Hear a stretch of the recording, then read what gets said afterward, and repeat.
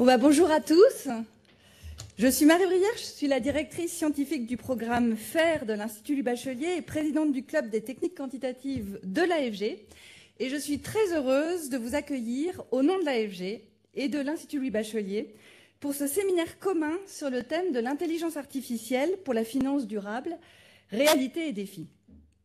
Alors, on a un club des techniques quantitatives de la finance qui s'intéresse au développement des outils quantitatifs en gestion d'actifs, côté AFG.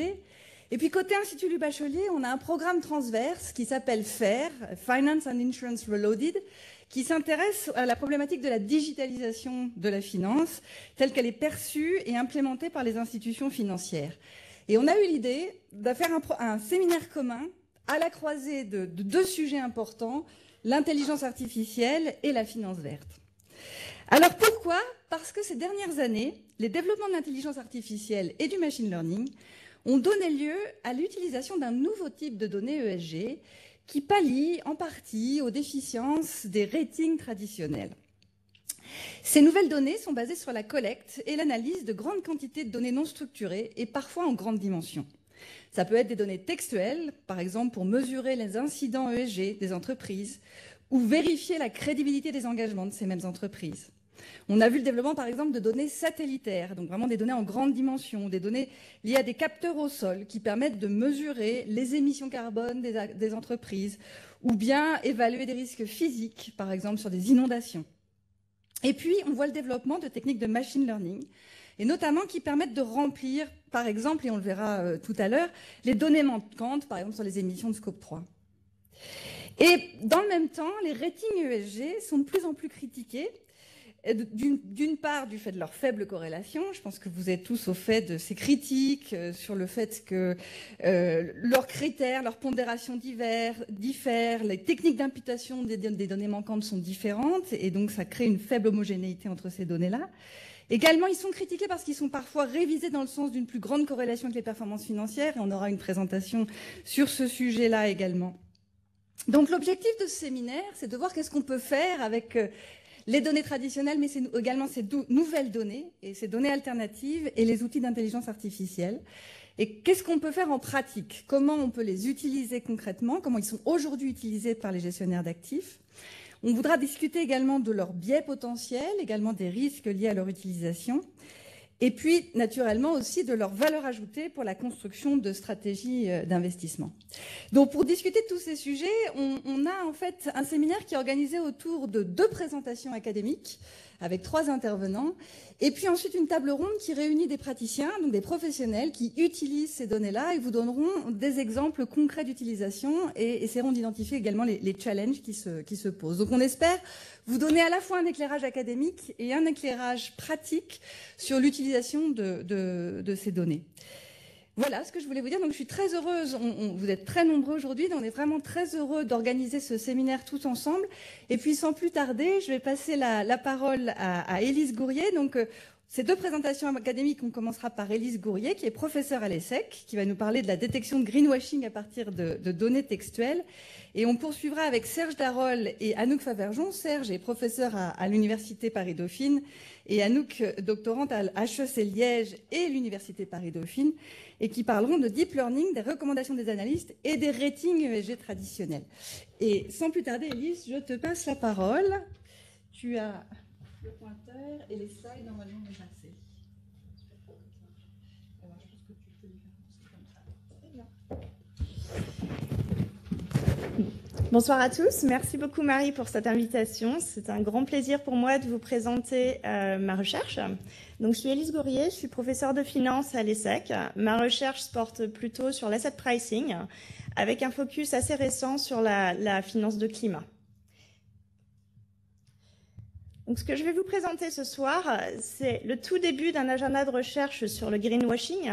C'est un agenda sur lequel j'ai commencé à travailler il y a un petit peu moins d'1 an. Donc, c'est un projet assez long. On en est au tout début. Donc, je serais ravie d'avoir tous vos feedbacks sur ce que je vais vous présenter.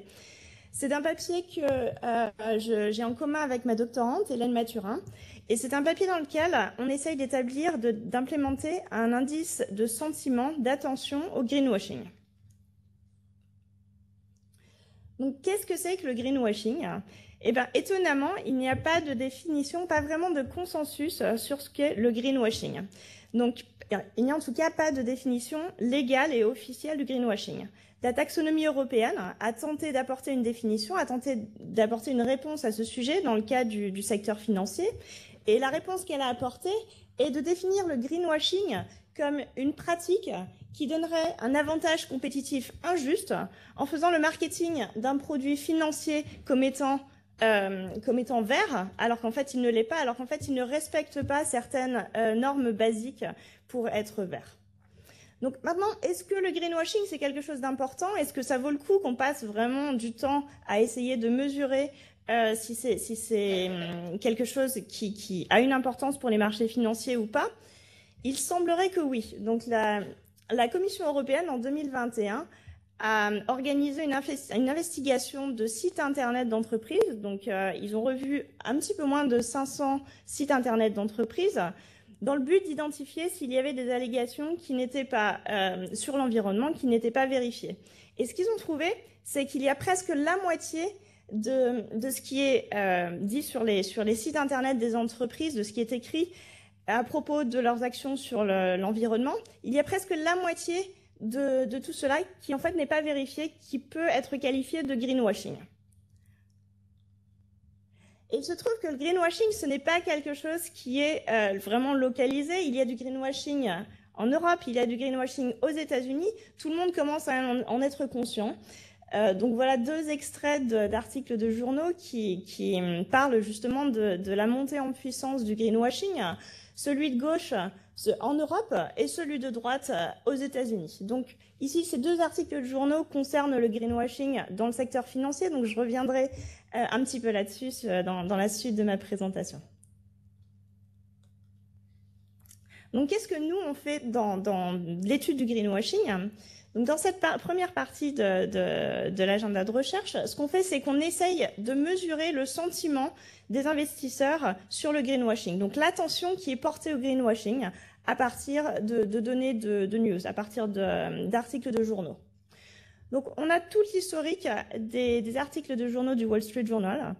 On travaille sur le marché américain, donc ce que je vais dire ce soir, je ne sais pas si c'est valide en Europe, ça fait partie justement de la to-do list, de regarder si c'est aussi le cas en Europe.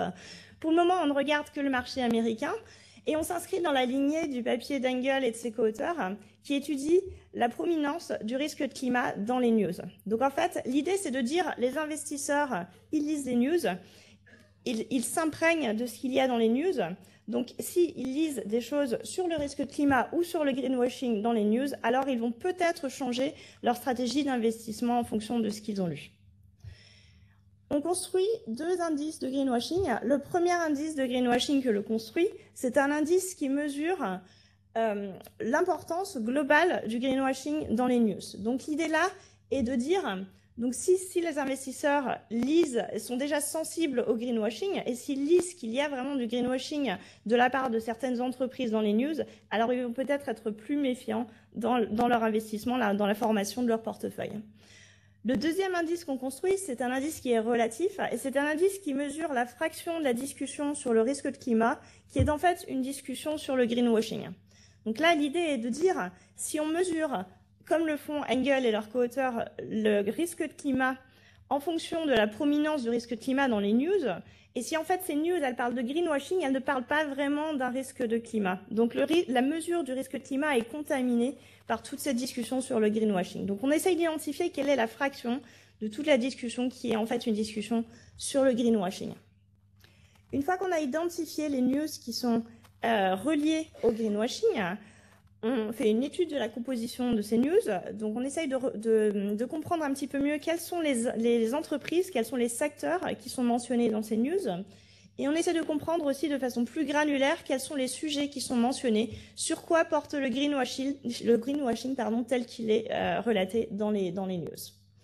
Et finalement, on a une petite application financière qui est de dire si les investisseurs sont conscients du greenwashing, est-ce qu'ils vont requérir des rendements supplémentaires? Est-ce qu'il va y avoir une prime de risque qui va être due au greenwashing? Donc ça, c'est vraiment très très préliminaire, c'est en construction. Mais bon, l'idée, c'est vraiment de comprendre un petit peu mieux l'impact du greenwashing sur les stratégies d'investissement des investisseurs. Quels sont nos résultats pour le moment? Donc déjà, le plus gros résultat qu'on a pour le moment, c'est que le greenwashing, c'était un sujet qui était relativement peu important jusqu'en 2018 environ. À partir de 2018, ce sujet est devenu extrêmement important. L'importance a augmenté de façon assez monotone. Et le greenwashing représente, dans les 5 dernières années, environ 10% de la discussion sur le risque de climat. Donc si on veut vraiment mesurer le risque de climat à partir des news, comme le font pas mal d'algorithmes maintenant, en fait, il y a 10% de cette mesure qui est contaminée par le greenwashing. Donc maintenant, la partie où il va peut-être y avoir quelques réfractaires, c'est la partie qui dit, OK, ce greenwashing, d'où vient-il? Quelles sont les entreprises qui sont concernées par ce greenwashing, qui sont mentionnées dans les articles qui parlent de greenwashing? Et là, en fait, notre résultat, c'est il est très, très clair. C'est que vraiment, le secteur financier est le secteur qui est mentionné le plus dans les articles sur le greenwashing. Donc, on décompose les mentions du secteur financier en 3 thèmes. Il y a tout ce qui est fonds ESG, il y a tout ce qui est green bonds et il y a tout ce qui est ESG ratings. Donc voilà, il y a beaucoup d'inquiétudes, beaucoup de mentions de greenwashing qui sont reliées à ces 3 secteurs. Et le secteur financier est vraiment le secteur qui fait que nos résultats sont ce qu'ils sont en fait. Avant 2018, d'autres secteurs étaient importants quand on parlait du greenwashing. Après 2018, il y a vraiment eu un changement structurel dans la mesure de greenwashing par les news, et le secteur financier apparaît comme étant le plus important. En termes de sujets de sujets d'inquiétude à propos du greenwashing, ce qu'on trouve, c'est qu'il y a le sujet de la communication, donc tout ce qui est disclosure, ça apparaît comme étant extrêmement important. Donc c'est un sujet sur lesquels les régulateurs travaillent de plus en plus, mais ça montre quand même qu'il y a encore des efforts à faire pour vraiment faire taire les inquiétudes des investisseurs. Le sujet des émissions aussi, donc la mesure et le reporting des émissions est un sujet qui apparaît comme étant très important. Et finalement, pour la petite application financière à la fin, ce qu'on trouve, c'est qu'il y a effectivement il y a une prime de risque qui est due au greenwashing. Donc, lorsque les investisseurs reconnaissent que certaines entreprises sont plus risquées par rapport au risque de greenwashing, ils attendent des rendements supplémentaires. Donc maintenant, entrons un petit peu dans les détails de notre travail. Donc, comment est-ce qu'on mesure le greenwashing? Donc, autant il est assez facile de mesurer les mentions du risque de climat dans les news. Le risque de climat peut être défini ou peut être capturé de façon assez simple par une approche de dictionnaire. Autant pour le greenwashing, c'est beaucoup plus compliqué. Il n'y a pas vraiment de dictionnaire qui permet d'identifier le greenwashing. En plus de cela, notre base de données, c'est la base de données de tous les articles du Wall Street Journal, ce qui veut dire qu'en fait, on n'a pas de labels qui sont associés à chacun des articles. Donc, on part de données peu structurées, sans label, que l'on veut classifier donc en 2 catégories, soit liées au greenwashing, soit non liées au greenwashing. Donc, ce qu'on fait, c'est qu'on utilise un algorithme de machine learning qui est semi-supervisé. C'est un algorithme de découverte de patterns reliés à un certain thème. Donc, on commence avec un tout petit set, un set de références. On sait que ce set de références est relié au greenwashing parce qu'il contient le mot greenwashing. À partir de là, notre algorithme étudie ce qui caractérise les articles qui sont reliés au greenwashing, et il étend, en fait, grâce à cette caractérisation, il étend petit à petit le set en un set de plus en plus grand d'articles reliés au greenwashing qui ne contiennent pas nécessairement le mot greenwashing. Donc, c'est un algorithme qui a été développé très récemment en machine learning. On a testé cet algorithme. Donc, comment tester un algorithme lorsqu'on a des données qui ne sont pas labellisées? Mais ce qu'on a fait, c'est qu'on a embauché une petite 50aine d'étudiants. On leur a demandé de lire 1500 articles. Donc, chaque article a été relu par au moins 2 étudiants. Et on leur a demandé de labelliser les articles. Sont-ils reliés au risque de climat? Oui ou non? Sont-ils reliés au greenwashing? Oui ou non? Ensuite, on avait plein de divergences, donc on a relu nous-mêmes une bonne partie des articles. Et on a terminé avec une base de tests qui nous a permis de comparer différents algorithmes, qui nous a permis d'essayer de comprendre quel niveau de complexité de quel niveau de complexité on avait besoin pour vraiment avoir une méthode qui fonctionnait, qui permettait d'identifier de façon précise le greenwashing. On est arrivé à une méthode qui donne des résultats en termes de statistiques de performance out of sample, donc de statistiques sur le set de tests.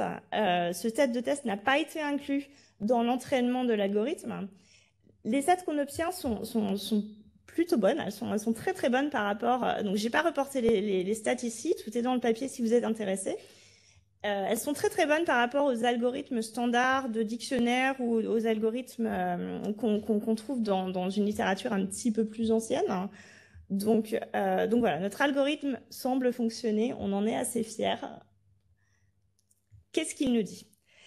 Donc ça, c'est le premier indice qu'on a construit. Donc en bleu, vous avez l'indice de climat. Cet indice de climat, il ressemble beaucoup aux autres indices de climat qu'on peut trouver dans les littératures.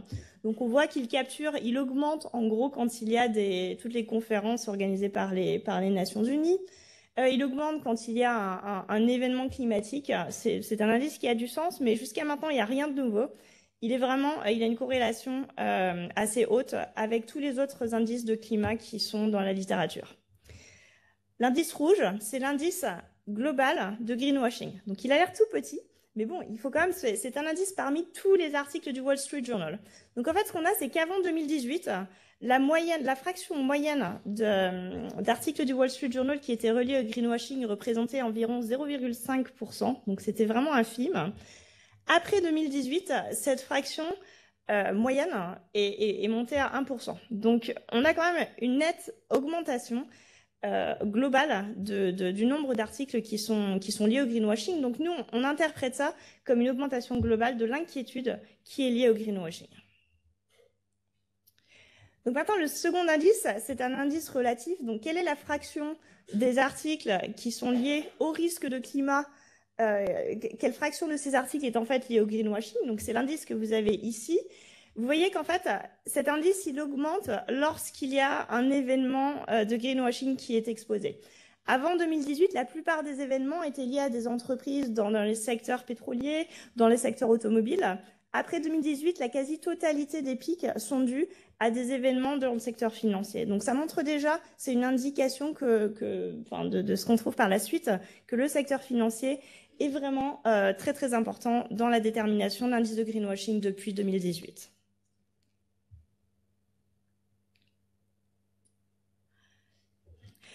Donc ensuite, on a essayé d'identifier justement quelles sont les entreprises qui sont mentionnées dans les articles sur le greenwashing, quels sont les secteurs qui sont les plus mentionnés. C'est pas complètement évident de faire ça. Donc il y a une technique qui s'appelle Named Entity Recognition qui permet de taguer les noms d'entreprises dans des textes. Le problème, c'est qu'une même entreprise peut avoir un nom différent. Donc si vous prenez, je sais pas, Procter & Gamble par exemple, ça peut être P&G.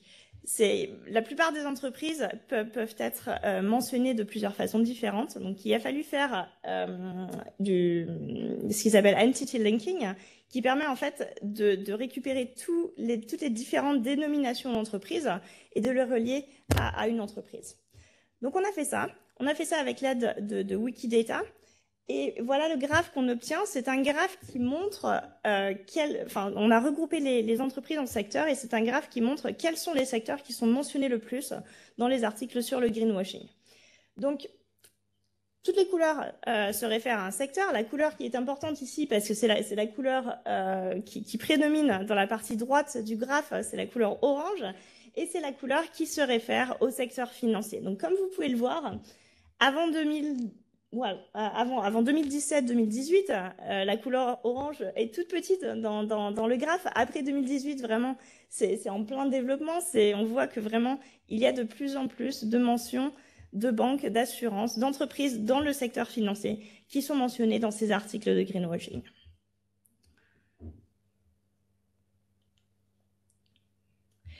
Donc ensuite, l'étape suivante a essayé de comprendre un petit peu mieux les sujets qui étaient évoqués dans ces articles sur le greenwashing, pour comprendre d'où venaient les inquiétudes des investisseurs ou au moins les inquiétudes de la presse. Donc ce qu'on a fait, c'est qu'on a lancé un algorithme d'analyse de topics. Donc l'algorithme le plus standard d'analyse de topics, c'est la LDA. La LDA, elle a énormément de problèmes. Enfin, il y a des problèmes de topics qui sont redondants, il y a des problèmes d'interprétabilité de topics. Donc, on a utilisé une extension de la LDA qui s'appelle KeyATM, qui a été développée en 2023. C'est une extension qui est toute récente et qui permet de façon itérative, donc c'est une méthode Human in the Loop, c'est une méthode qui permet vraiment d'interagir avec les résultats qui sont donnés par l'algorithme. Et c'est une méthode qui permet itérativement de définir les topics qui sont importants. Donc on commence avec les topics clairs qui ressortent de la LDA.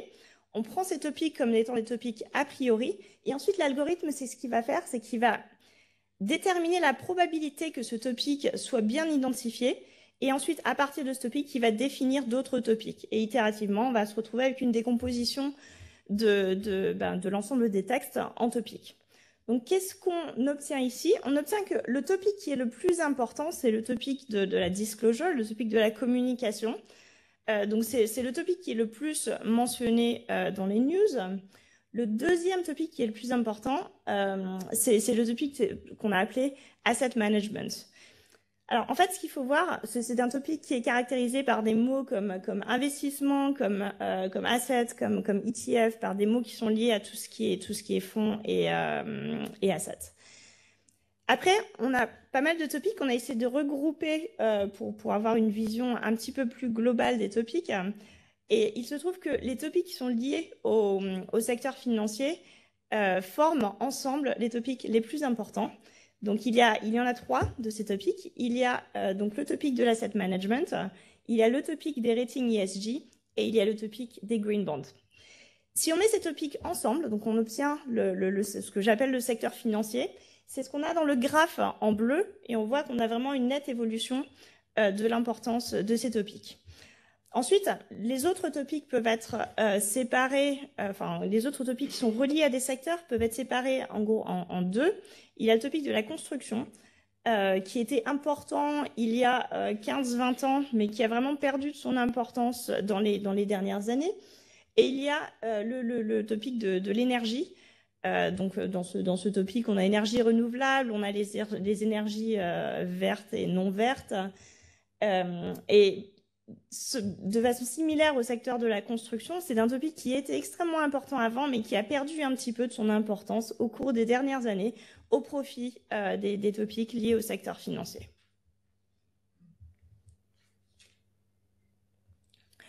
Donc, dans la partie la plus récente de notre travail, on a une étude assez systématique, assez simple du lien entre notre indice de greenwashing, donc là on utilise l'indice relatif de greenwashing, et les rendements des entreprises. Donc là, l'idée est de dire si une entreprise a plus d'exposition au greenwashing, si le bêta d'une entreprise est plus grand par rapport au greenwashing, quel va être le lien entre cela et les rendements espérés de l'entreprise. Donc on a une méthode très simple, on fait des régressions de Fama-McBeth, c'est ce qui est fait dans la littérature partout. On a un modèle à facteurs où on utilise des facteurs très standards. Donc, on utilise les 5 facteurs de Fama French. On ajoute le facteur de momentum. Donc, il n'y a vraiment rien de très particulier ici. Et ce qu'on rajoute aussi, c'est l'indice de climat. Donc, c'est ce qui est dénoté par CI, Climate Index, et l'indice de greenwashing. Donc, l'indice de climat, il a été démontré dans d'autres articles, exactement en prenant la même approche, que la prime de risque n'était pas très claire. La prime de risque sur le risque de climat n'était pas très claire. Donc, certains papiers trouvent qu'il y en a une, d'autres qu'il n'en a pas. Le consensus, c'est qu'il y en a une parfois. C'est-à-dire que quand on regarde la prime de risque conditionnelle, en fonction de la période qu'on regarde, on va en trouver une ou pas. Ce qui fait qu'en moyenne, on a tendance à trouver une prime de risque qui est pas forcément proche de 0, mais qui n'est pas significative statistiquement. Donc, par contre, qu'en est-il du greenwashing si on rajoute notre indice de greenwashing à l'équation? Et bien, ce qu'on trouve, c'est qu'on a une prime de risque qui est significative. Donc là, on trouve bien, comme il est trouvé dans la littérature, que pour le risque de climat, la prime de risque est positive, mais elle n'est pas significative. La prime de risque liée au greenwashing, en contraste, est positive, mais significative. Donc, il semblerait qu'il y ait vraiment un lien entre les rendements des entreprises et leur exposition au risque de greenwashing. capturés par les news au moins. Donc voilà, ça, on en est encore au tout début de cette étude. Le graphe que vous avez sur la droite du slide, il montre l'évolution de cette prime de risque. Donc comme vous pouvez le voir, donc en fait, si j'avais représenté le même graphe pour le risque de climat, ce que vous auriez vu, c'est une courbe qui oscille autour de 0, qui est parfois positive, parfois négative, ce qui fait qu'en moyenne, on a quelque chose d'un petit peu positif, mais pas significatif. Dans le cadre du greenwashing, on a une courbe qui est, dans la plupart qui est en général positive, et surtout, on a une courbe qui augmente de façon monotone dans les dernières années, donc il semblerait que la prime de risque a augmenté, que le lien entre justement le risque de greenwashing et les rendements devienne de plus en plus important, de plus en plus significatif, surtout dans la période récente. Et l'échelle, là, peux-tu dire, c'est quoi, c'est 40-22 ? L'échelle, alors tout est... Ouais, c'est une bonne question. C'est pas moi qui ai fait le graphe. C'est tout en pourcentage et annualisé, je pense.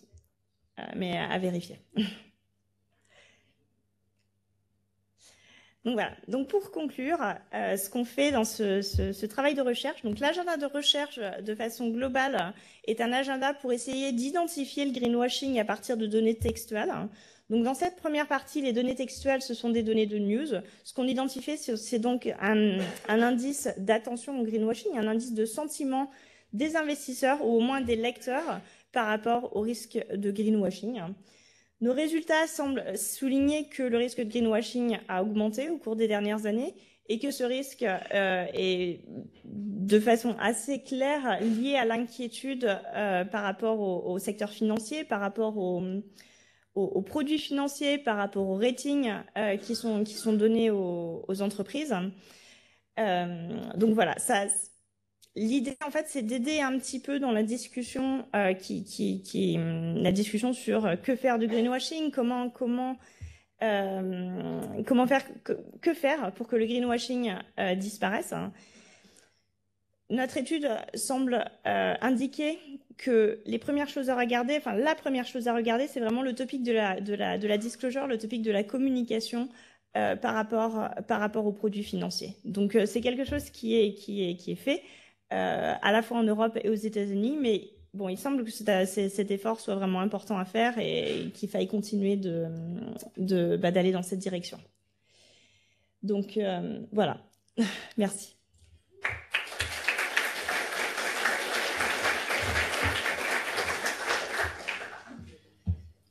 On va peut-être prendre quelques questions. Un peu en retard. J'ai commencé par une première question parce que tu nous as vraiment interpellés en nous disant que le secteur financier, notamment l'asset management, était particulièrement exposé au risque. Mais en fait, on est en bout de chaîne aussi. Et donc, en fait, on aurait envie de savoir quel est le pourcentage qui est du risque subi par l'exposition aux autres secteurs qui eux-mêmes peuvent faire du greenwashing parce qu'on est effectivement investisseur. Et donc, est-ce qu'il y a moyen, est-ce que vous avez travaillé dans cette direction-là, de voir quel est... Donc, un asset manager ou une banque peut effectivement elle-même faire du greenwashing sur son activité et elle peut subir le risque de greenwashing des entreprises dans lesquelles elle investit. Et donc, on aurait envie de voir quelle est la part, en fait, liée à du risque subi. Est-ce que c'est quelque chose que vous avez regardé ? C'est une très bonne question. C'est quelque chose qu'on n'a pas encore regardé. On est en train de regarder ça. En fait, on pense qu'on peut pas regarder, enfin, on peut pas vraiment répondre à cette question uniquement à partir des news. Donc, en fait, la prochaine étape, l'étape sur laquelle on est en train de travailler, c'est une identification du greenwashing au niveau de l'entreprise. Donc, on a pas mal de données textuelles sur les entreprises qui incluent les communiqués de presse, qui inclut les données qui sont communiquées par les entreprises par l'intermédiaire de leur site internet. Une fois qu'on aura réussi j'espère en tout cas, une fois qu'on aura réussi éventuellement à mesurer le greenwashing au niveau de l'entreprise, on pourra, j'espère, répondre à cette question. Mais pour le moment, je peux rien dire là-dessus. D'accord. Et 2018, ça correspond à quelque chose en particulier ? Est-ce que vous identifiez qu'un choc 2018, ça correspond... 2017, 2018, ce sont les années où tout ce qui est flow dans les fonds ESG, ça a vraiment décollé.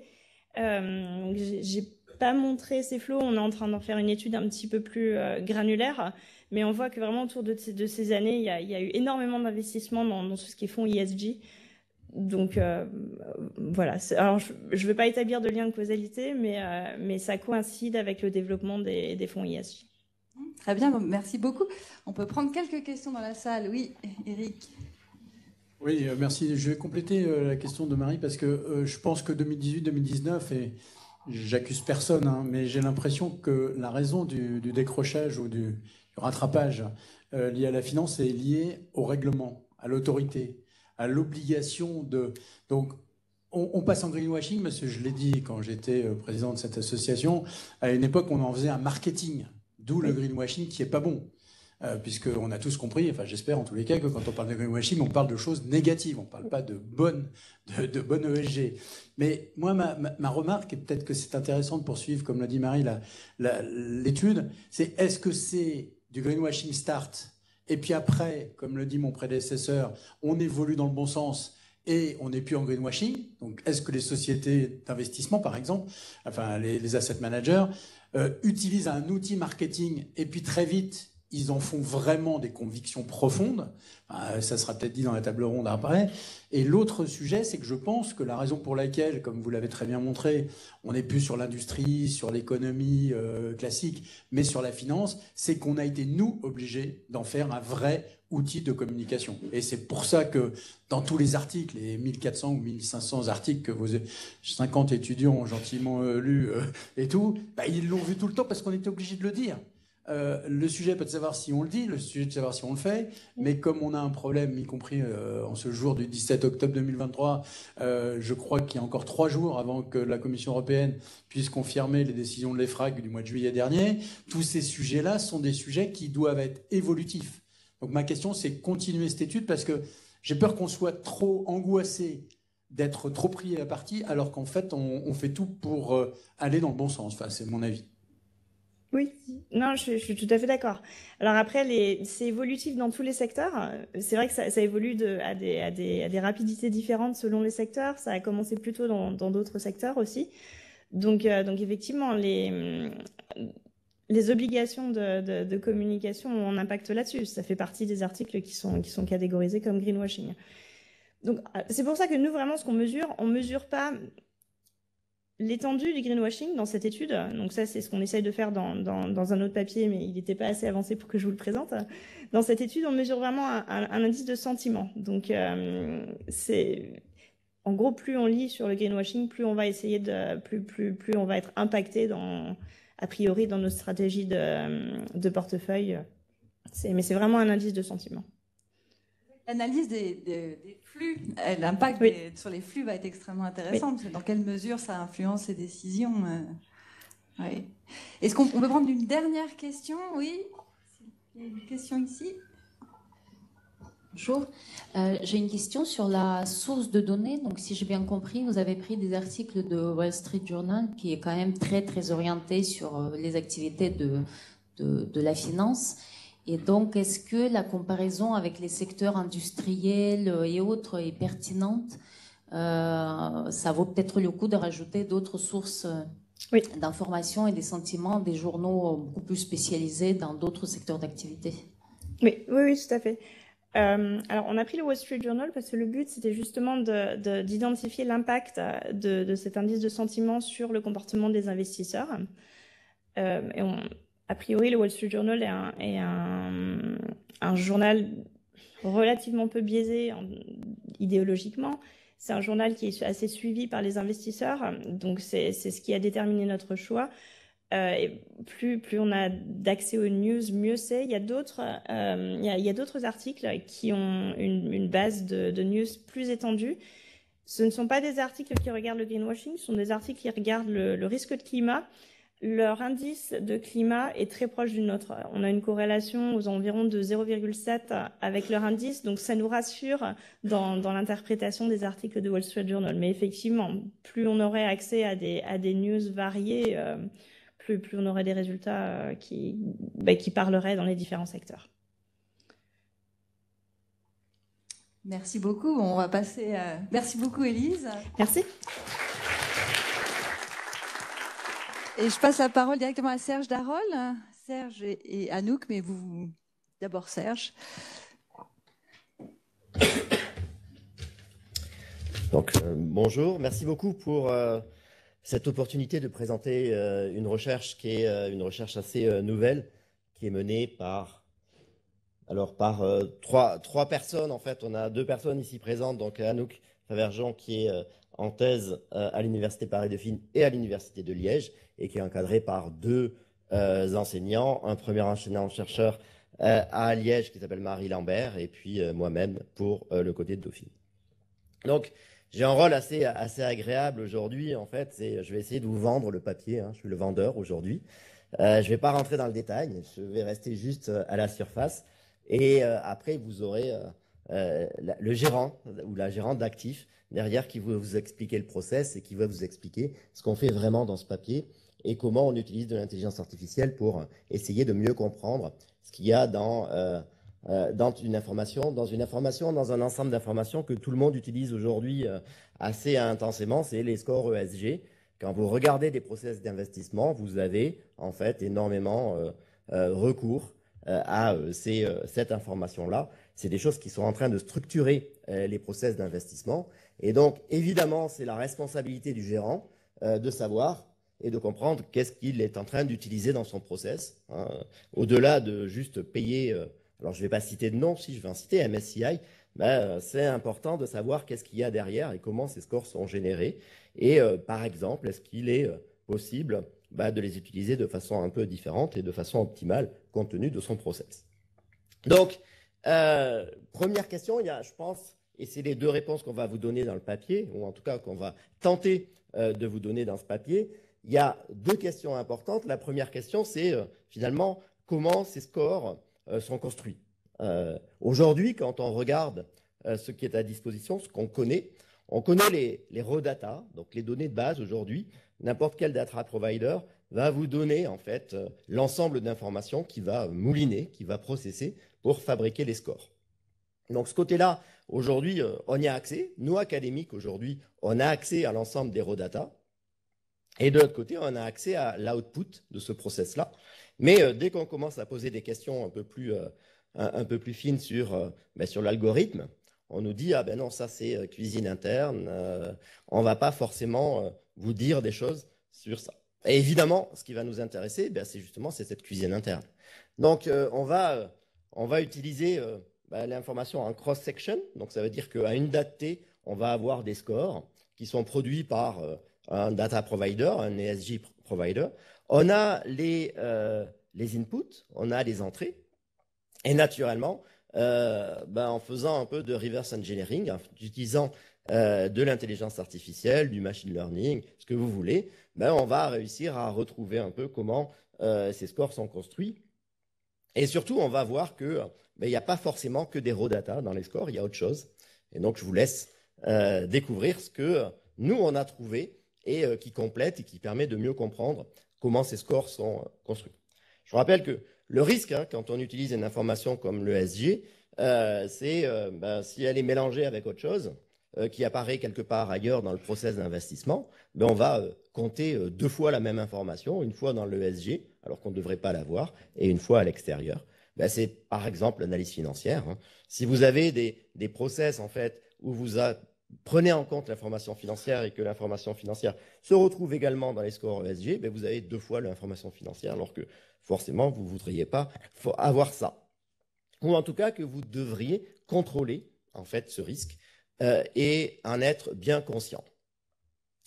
Le deuxième point qui me paraît important sur ces scores, quand on les utilise, alors là, je vais m'adresser peut-être plus au quantitatif, puisqu'on est quand même ici dans le club des techniques quantitatives de gestion. Ce qui est très intéressant, c'est que ces bases et c'est des scores, c'est qu'on les a en historique, on les a dans la profondeur historique. Donc tout à l'heure, je vous ai parlé de la coupe transversale. Cette fois-ci, je vais vous parler de la profondeur historique. Et évidemment, on a envie de faire quoi? On a envie assez rapidement de faire des backtests, on a envie de faire des choses. Et évidemment, pour que tout ce qu'on fait dans la dimension historique soit valable, soit viable, il faut qu'il y ait une certaine cohérence, une certaine consistance dans la manière dont les scores ont été calculés hier et dans la manière dont ces scores vont être calculés demain quand vous les utiliserez effectivement dans un process pour gérer l'argent de vos clients. C'est évident. c'est pas si évident que ça soit le cas. Et donc là, on va vous montrer sur un cas relativement simple, on va vous montrer qu'il y a des événements dans la vie des data providers qui peuvent changer les choses. Notamment quand quelqu'un qui calcule des scores ESG est racheté par une grosse boîte financière. Et donc, qu'est-ce qui se passe? Peut-être que les incitations qu'il y a derrière, la manière dont on va construire les scores, pourquoi on construit des scores, peut-être que ça peut changer. Et donc, ça peut changer l'information que vous allez trouver dans des scores ESG. Donc, on va vous développer un petit exemple où là, on va utiliser des rapports, on va utiliser de l'analyse textuelle, on va faire des choses qui ressemblent beaucoup à ce qu'Alice nous a présenté, spécifiquement sur des rapports, et on va voir qu'effectivement, dans le temps, il y a des drifts qui apparaissent, et donc il faut vraiment être bien conscient de ces drifts quand on veut intégrer cette information dans le processus de gestion. Donc les deux analyses qu'on va vous présenter, rapidement, elles ont un point commun, et je finirai mon introduction et mon pitch, ma vente du papier sur ça. Le point commun qu'on retrouve, en fait, c'est que fondamentalement, on a de plus en plus de financiers dans le non-financier, dans l'extra-financier. On avait cette idée-là que les scores ESG allaient nous amener en fait une dimension supplémentaire dans l'analyse, cette dimension en fait extra-financière. Alors peut-être qu'elle y était au début, mais qu'aujourd'hui, elle y est de moins en moins. Et en fait, on a des ensembles d'informations qui sont en train de se rassembler. Donc, je ne parle pas de greenwashing, c'est pas ce greenwashing, c'est tout simplement l'idée que finalement, comme l'ESG prend de plus en plus de place, finalement, l'ESG se retrouve partout, elle se retrouve dans le financier et le financier se retrouve dans l'ESG. Donc voilà un peu la réflexion que je voulais introduire. Et maintenant, Anouk va vous présenter les techniques qu'on a utilisées pour arriver à ces conclusions. Merci beaucoup.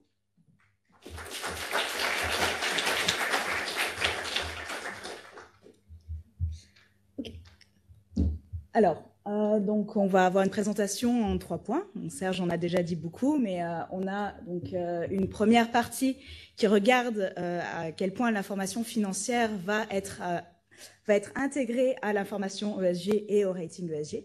Et on a une deuxième partie durant laquelle on va montrer que le rachat de certaines agences de notation ESG par des institutions qui produisent de l'information financière a un impact sur l'intégration d'informations financières dans les données ESG. Alors, d'abord, quelques informations sur les notations ESG en elles-mêmes. J'imagine qu'il y en a beaucoup qui connaissent déjà ça, mais juste pour être sûr qu'on est sur la même page. Donc, les données ESG, les scores ESG sont calculés à partir de données brutes. Ces données brutes, ça peut être donc les émissions de carbone, la satisfaction des employés, le respect des droits de l'homme, etc. Il y en a généralement beaucoup. On parle de centaines de différents points de données qui sont utilisés. Et ces points de données vont être agrégés en un score ESG. Le problème principal, c'est qu'on ne sait pas vraiment comment ils sont agrégés. On a quelques informations, mais on n'a pas le process entier d'agrégation. On sait aussi qu'à un certain moment dans le process, il y a des analystes ESG qui rentrent en compte. On sait que voilà, dans ces agences de notation ESG, des analystes ESG existent et qui font ce travail d'agrégation. Ces analystes ESG, ils produisent également des rapports de controverse. Donc à chaque fois qu'une note ESG est changée, on a la production d'un rapport qui explique pourquoi est-ce que la note a été changée. Donc voilà, nous, ce qu'on fait, c'est qu'on va utiliser, donc on a accès à certaines de ces informations, on a accès aux données brutes. Donc comme le disait Serge, c'est en cross-section, donc à seulement un moment dans le temps, mais on a accès aux données brutes et on a accès à l'output, qui est donc le score ESG. On a également accès à tous les rapports qui ont été produits par une de ces agences, qui est donc Vigeo Eiris, qui a été récemment racheté par Moody's, et donc on va pouvoir utiliser ça pour savoir en quoi le rachat a eu un impact sur la façon de penser de cette agence de notation. Alors, donc, notre première partie sur l'intégration de formations financières dans les notes ESG. Donc, dans cette première partie, ce qu'on va faire, c'est qu'on va essayer de reproduire le processus d'agrégation des données ESG. Donc, on prend les données brutes, on met ces données brutes dans des algorithmes de machine learning. Donc, on utilise du machine learning parce qu'on a des centaines de points de données, en fait. Et on va ensuite prédire les notations ESG. Le fait de faire ça, ça va nous donner deux choses. Ça va nous donner donc une partie qui est la partie des notations ESG qui est prédite par les données brutes. Donc, c'est la partie expliquée par les données brutes. Et on a une erreur qui est la partie qui n'est pas expliquée par les données brutes. C'est la partie des ratings ESG qui est plus subjective. Donc ça, c'est notre première partie. On sépare entre la partie expliquée et la partie non expliquée par les données brutes. Ensuite, assez logiquement, la question qu'on va se poser, c'est qu'est-ce qui explique cette partie non expliquée? Qu'est-ce qui est dans cette partie subjective des ratings? Et donc là, ce qu'on s'est dit, c'est qu'on allait regarder, vu qu'on sait que c'est des analystes ESG qui ont fait cette agrégation, on va regarder si les analystes financiers permettent d'expliquer la partie non expliquée des scores ESG. Et donc là, on va avoir à nouveau une partie qui va être expliquée soit par les données brutes, soit par les recommandations d'analystes, soit les deux, et une partie qui vraiment ne sera expliquée par rien, donc c'est l'erreur résiduelle du modèle. Et donc, on va pouvoir comparer la partie expliquée seulement par les données brutes et la partie qui est expliquée par les données brutes et par les recommandations d'analystes, pour savoir si ajouter les recommandations d'analystes nous permet de mieux prédire les scores ESG. Donc, c'est les résultats qu'on a ici. Donc, on l'a fait pour deux agences de notation qui sont les plus utilisées, donc MSCI et Refinitiv. Donc, les premières barres, à chaque fois, il y a 3 barres, c'est parce qu'on a utilisé différents algorithmes, mais les résultats sont assez similaires pour tous les algorithmes. La première barre, c'est la prédiction avec seulement les critères, les données brutes. La deuxième barre, on a utilisé les données brutes, les données ESG, et on a ajouté différents critères financiers. On a ajouté 200 facteurs financiers. Et ce qu'on trouve, c'est que quand on ajoute des facteurs financiers tels quels, on n'augmente pas tant que ça la prédiction. Par contre, et ça c'est la troisième barre, quand on ajoute de la donnée financière qui est déjà process par des analystes, qui est déjà travaillée, là, la prédiction augmente. Et donc, quand on ajoute les recommandations des analystes, donc de la donnée financière process dans nos algorithmes, on arrive mieux à prédire les données ESG. Donc, ce qu'on en ressort, c'est qu'il y a effectivement de l'information financière et de l'information financière process qui entrent en compte dans le calcul des données ESG. Donc, une fois qu'on a dit ça, la question qui vient assez naturellement, c'est pourquoi? Pourquoi est-ce que cette information financière entre dans la composition des scores ESG? Et donc, ce qu'on s'est dit, c'est qu'on sait que depuis quelque temps, les institutions qui produisent des notations ESG, qui étaient indépendantes, sont rachetées par des institutions. On a de nombreux cas donc, de rachat par des institutions. MSCI a racheté une agence de notation ESG, S&P aussi, Aecon et Moody's. Moody's a récemment acheté une agence qui s'appelait Vigeo Eiris et qui était totalement indépendante. Donc le fait que cette agence ESG indépendante soit rachetée par une agence qui produit de l'information financière, peut-être que ça a eu de l'impact sur les notations ESG. Donc, quelques infos sur ce rachat.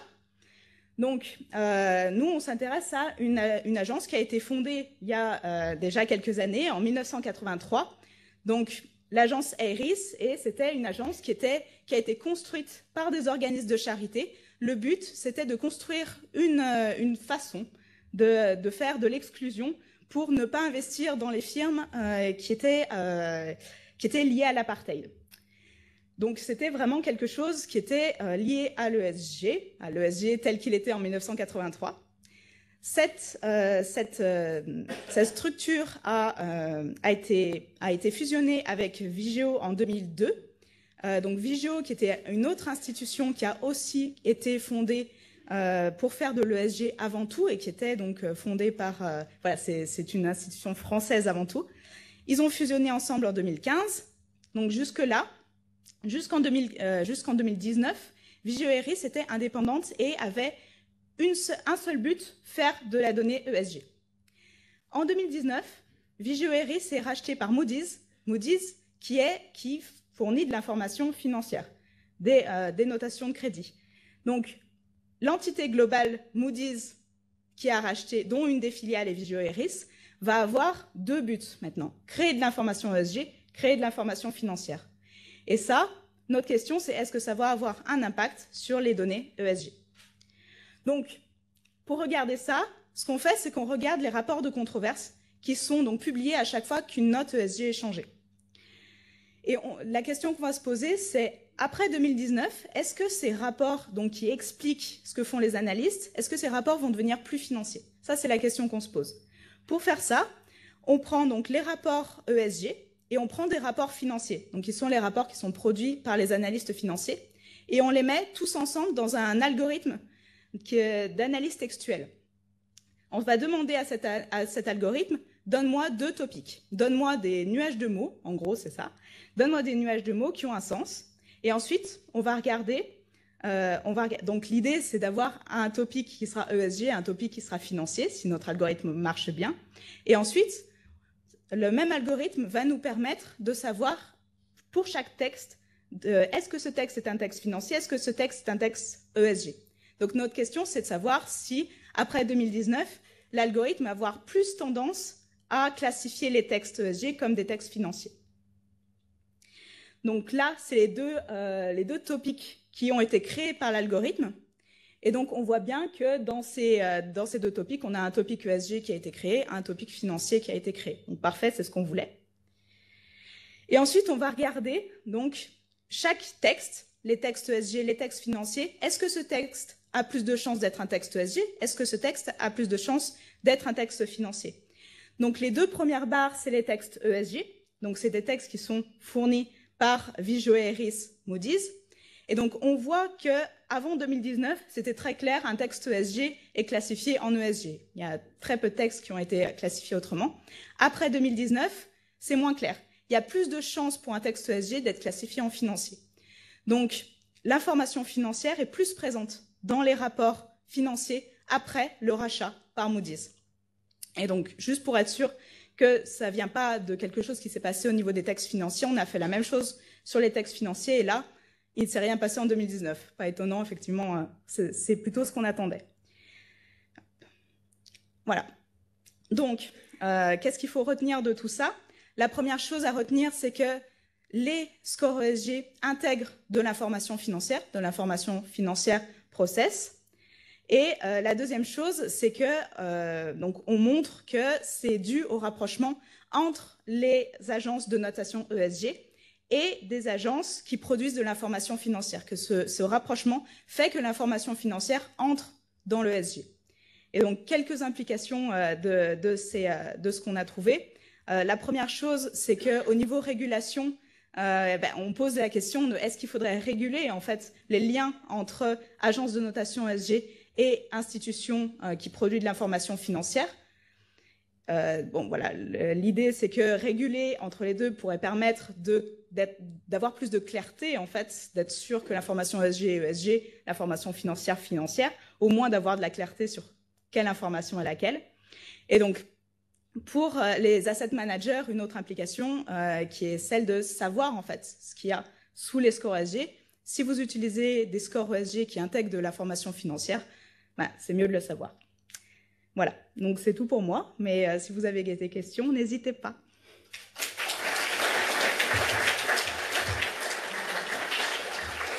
Merci beaucoup Anouk et Serge pour une très belle présentation.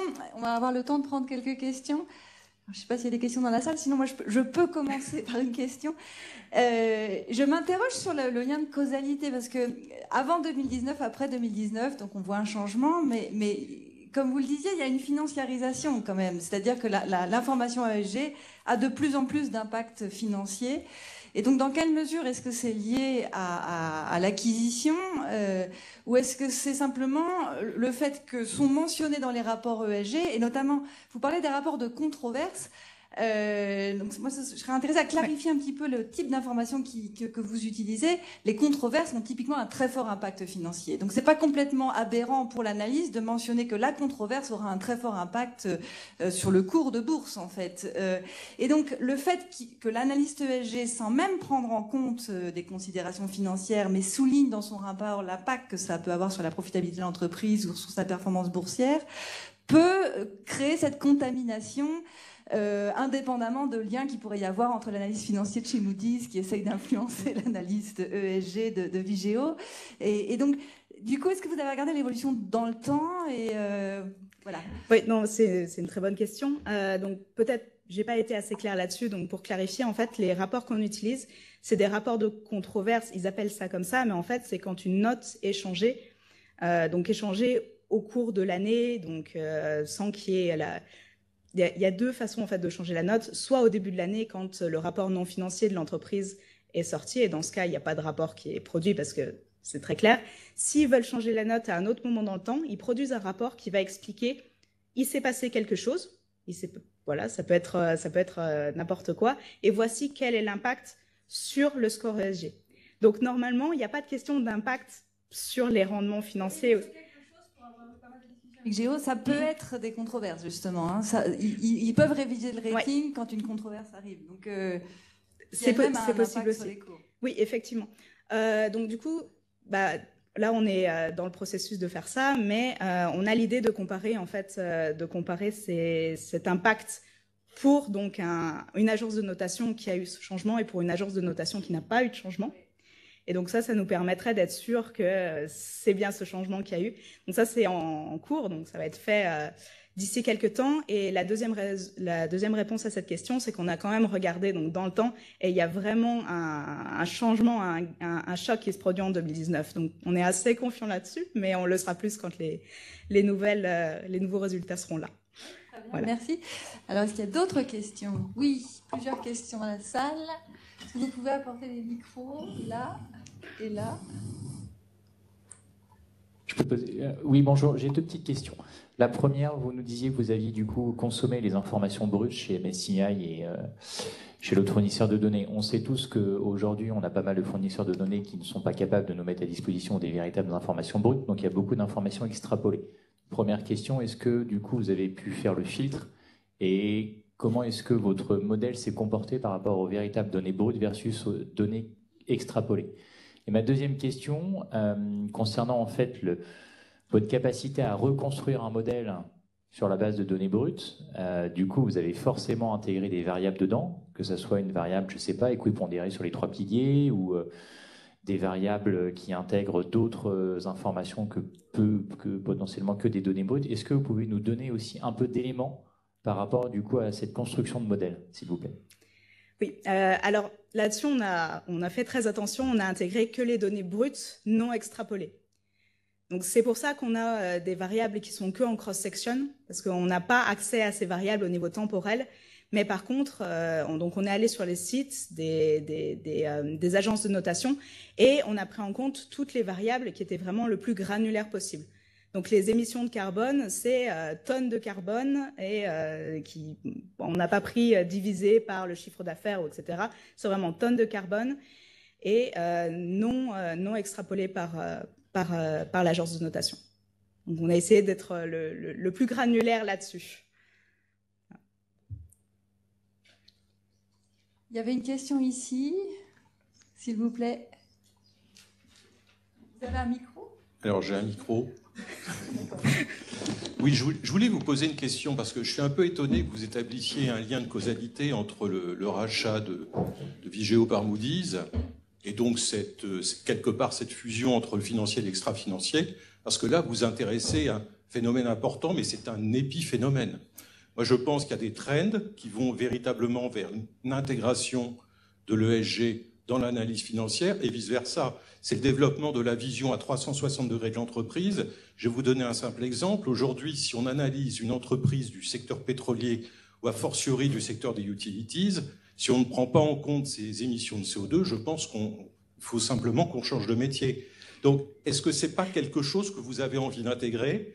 Et peut-être que justement, ce qui serait intéressant de mesurer, ce serait de voir à quel point il y a un lien de corrélation qui s'établit entre certaines notations financières et certaines notations extra-financières, et pas seulement au niveau d'une seule agence de notation, mais de plusieurs. Alors oui, donc par rapport à ça, c'est vrai qu'il y a beaucoup de littérature en fait académique qui regarde et qui a trouvé qu'effectivement les intégrations, les informations ESG, mais que ce soit les notations ESG ou alors des indices climatiques aussi, ont été intégrés dans les recommandations d'analystes ou dans ça, c'est quelque chose qui vraiment qui a été montré. Nous, on regarde plutôt l'inverse en fait. On regarde est-ce que le financier est intégré dans l'ESG, et ça c'est quelque chose qui est peut-être un peu moins clair. Quand on regarde les notations ESG, certaines notations ESG assument le fait qu'il y a du financier dans les notations ESG. Ce n'est pas le cas de toutes. Et la deuxième chose, c'est que c'est vrai qu'on regarde une seule agence de notation, donc le rachat de Vigeo par Moody's. La raison de cela, c'est parce que déjà on a les données, on a les rapports avant et après le rachat. Donc ça, c'est une première raison.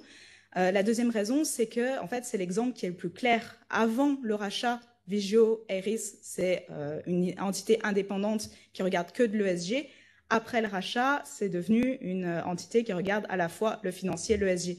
Donc, au niveau, voilà, c'est un exemple qui est très clair, mais je ne suis pas sûre qu'on puisse dire que c'est un épiphénomène. Peut-être que vous ne me suivrez pas là-dessus, mais c'est quelque chose qui a été vu dans le temps un nombre assez important de fois, et ça fait partie en fait de la consolidation du marché des notations ESG. Et donc cette consolidation du marché, donc le rachat, je crois que j'ai déjà dit, mais MSCI a aussi racheté KLD, S&P a racheté Trucost. Il y a eu beaucoup de rachats qui y ressemblent. Et donc, c'est aussi notre rôle de documenter en fait ce processus et ce processus qui fait partie de la consolidation du marché des notations ESG. Ouais. Merci. Il y avait peut-être une dernière question. Je vois que le temps passe. Bonsoir. Alors, merci pour cette présentation très intéressante. Alors, première question à votre question. Est-ce que les rapports extra-financiers convergent vers les rapports financiers? Est-ce que derrière, il n'y a pas une histoire de définition de la matérialité, simple versus double? Ça, c'est ma première question. Et ma deuxième question est liée à la notation ESG. Je me demandais si elle était time consistent. Je vous prends un exemple.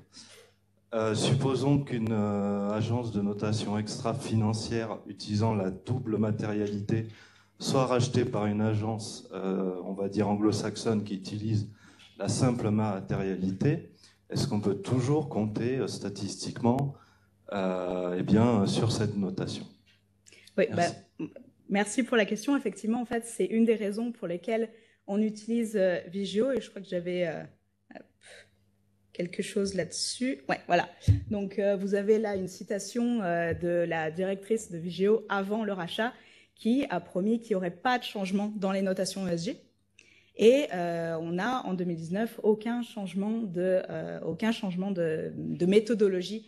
Donc, il n'y a pas de changement d'une simple matérialité à une double matérialité. C'est quelque chose qui est autre. Mais c'est vrai qu'il y a aussi cette question, mais du coup, qui ne rentre pas en compte dans ce choc-là. C'est aussi une des raisons pour laquelle on n'utilise pas en fait d'autres chocs, parce que voilà, je parlais du rachat de KLD par MSCI. En fait, le problème, c'est que au même moment que de ce rachat, il y a un changement de méthodologie, et c'est assez fréquent. C'est la même chose si on prend le rachat de Sustainalytics par Morningstar.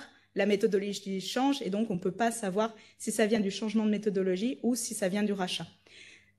Ce rachat-là, il n'y a pas de changement de méthodologie, et donc là, on a vraiment un exemple clair qui montre que ça vient du rachat. C'est pour ça que cet exemple est intéressant pour nous. Voilà. Merci beaucoup. Je suis désolée parce qu'il y a encore plein de questions, je les vois, mais il faut qu'on avance. Donc on va les garder pour le cocktail. Donc merci beaucoup à nous, Percy Serge. Et je vais passer la parole à Bruno Taillarda. Donc, Bruno, tu es responsable du Smart Beta et du Factor Investing, donc gestion quantitative. Et je te passe la parole pour modérer la table ronde. Donc, je vais inviter tes panélistes à te rejoindre sur scène.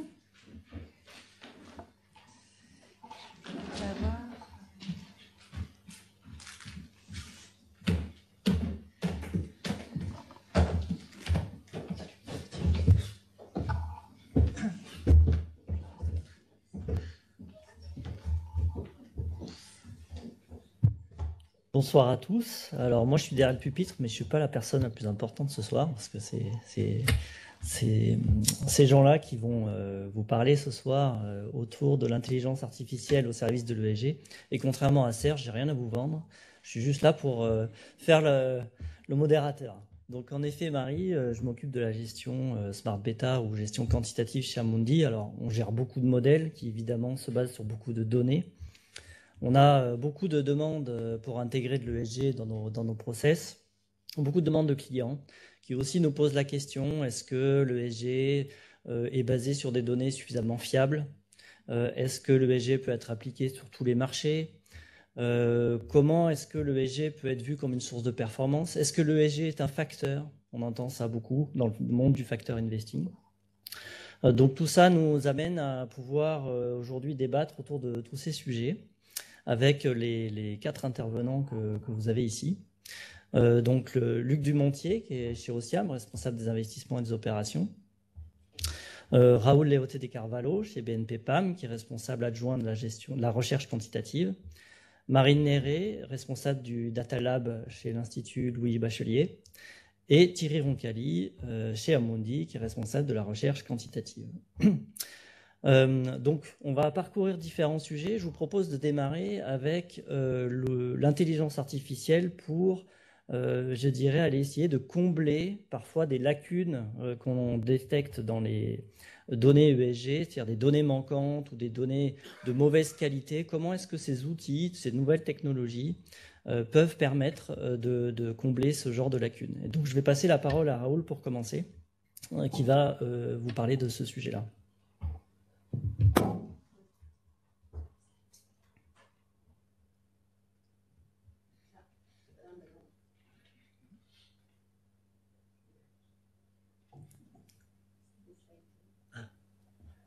Ok. Donc, merci beaucoup et merci pour l'invitation. Donc, je voudrais commencer mon intervention par une question simple, c'est est-ce qu'il faut estimer des données pour l'ESG? Et la réponse, normalement, ça doit être non. Ça serait idéal si on arrive à travailler avec 2 données reportées et auditées, mais ça n'existe pas. Donc, comme vient d'être mentionné, on le sait, il y a beaucoup de données estimées. Donc la deuxième question, c'est qui doit les estimer? On sait que les agences de notation le font. Parfois, on n'est pas d'accord. Donc, on a tendance, je suis dans le monde de l'asset management, on a tendance à le faire aussi nous-mêmes. Par contre, ce qu'on a trouvé, c'est qu'il y a pas trop, il y a quand même quelques problèmes quand on essaie de le faire, parce que c'est clair, si on le fait, c'est parce qu'on n'est pas d'accord. On va avoir des chiffres différents. Et parfois, on se trouve dans des situations un peu délicates parce qu'on peut peut-être acheter une donnée parce que nos modèles pensent que c'est très bien, mais l'agence de notation pense qu'il est très mal. Donc, ça peut créer des problématiques parce que les données qui sont visibles à l'extérieur ne sont pas les mêmes. Et effectivement, pour la gestion de fonds, on a parfois ce problème. Et je vais vous donner un exemple sur quelque chose qu'on a fait. C'est effectivement sur les émissions de carbone. On a même publié 2 articles. Je ne veux pas parler trop du détail du modèle, mais vous avez tout le détail, tout ce qu'on a fait. Vous pouvez même le répliquer si vous voulez. Il y a tout dans ces 2 articles. Le modèle, il existe dans le groupe BNP Paribas. Et effectivement, il a été développé par nous dans Asset Management, mais il y a des limites à l'utilisation du modèle. Le modèle, on a décidé de le développer parce qu'on a regardé les agences de notation plus connues dans le marché pour les données de carbone et on a trouvé qu'il y avait énormément de données estimées et on a trouvé que les modèles étaient hyper simples, typiquement des régressions linéaires à 2 facteurs et ça donnait des résultats qu'on trouvait parfois un peu aberrants. Donc on s'est mis, on a développé le modèle. Le modèle, il est basé sur des arbres de décision aléatoires. Il utilise beaucoup de prédicteurs, pas énormément, mais des choses qu'on trouve qui sont très bien. Par exemple, des données pas seulement les données classiques de revenus, nombre de collaborateurs, etc., mais aussi la consommation et production de l'énergie, le mix énergétique du pays où l'entreprise est basée, etc., etc. Et on est assez convaincu par les résultats, mais par contre, effectivement, parfois, il nous donne qu'il y a une société que le modèle pense qu'il y a des émissions beaucoup plus faibles que le fournisseur donné, Mais c'est un problème parce que si on décide d'acheter cette société, on peut se trouver à avoir énormément de questions et passer notre temps à répondre à la question. Donc c'est un sujet délicat. Donc on utilise le modèle, mais c'est une utilisation très limitée. On utilise seulement pour checker les estimations des fournisseurs. Et effectivement, s'il y a un écart très fort, on décide de rien utiliser. Ce n'est pas le cas idéal, mais c'est ce qu'on peut faire. Donc ça, c'est un cas d'utilisation. On pense que le AI marche très bien, mais effectivement, c'est difficile parfois de l'utiliser. Ici, c'est un autre exemple. On utilise des données. On vient de mentionner des controverses. Les controverses qu'on utilise, c'est une partie de notre process de notation interne qui utilise des données effectivement brutes. Donc, c'est un des données brutes qu'on utilise. Et les controverses, effectivement, regardez dans la presse financière, qu'est-ce qui se passe sur les entreprises et voir s'il y a quelque chose qui peut déclencher un problème, que ça va effectivement faire baisser la note ESG d'une société. Donc, typiquement, ça s'est fait par NLP. Et les données qu'on utilise aujourd'hui, il y a ce qui s'appelle un Human in the Loop. Donc, il y a un comité éditorial qui regarde effectivement toute l'analyse LLP, parce que c'est pas nous qu'on achète les données. Et ce comité éditorial de l'agence notation, finalement, décide de overrider ou non le modèle. On est content, mais on a pensé que ça serait peut-être bien de faire une chose 100% automatisée. Et on a trouvé qu'il y a des problèmes, effectivement. Et notamment, on a regardé déjà, il y a une énorme asymétrie de données. Le nombre d'articles est exponentiel avec la market cap. Donc, pour le petit cap, il y a très peu de choses qui sortent dans la presse financière.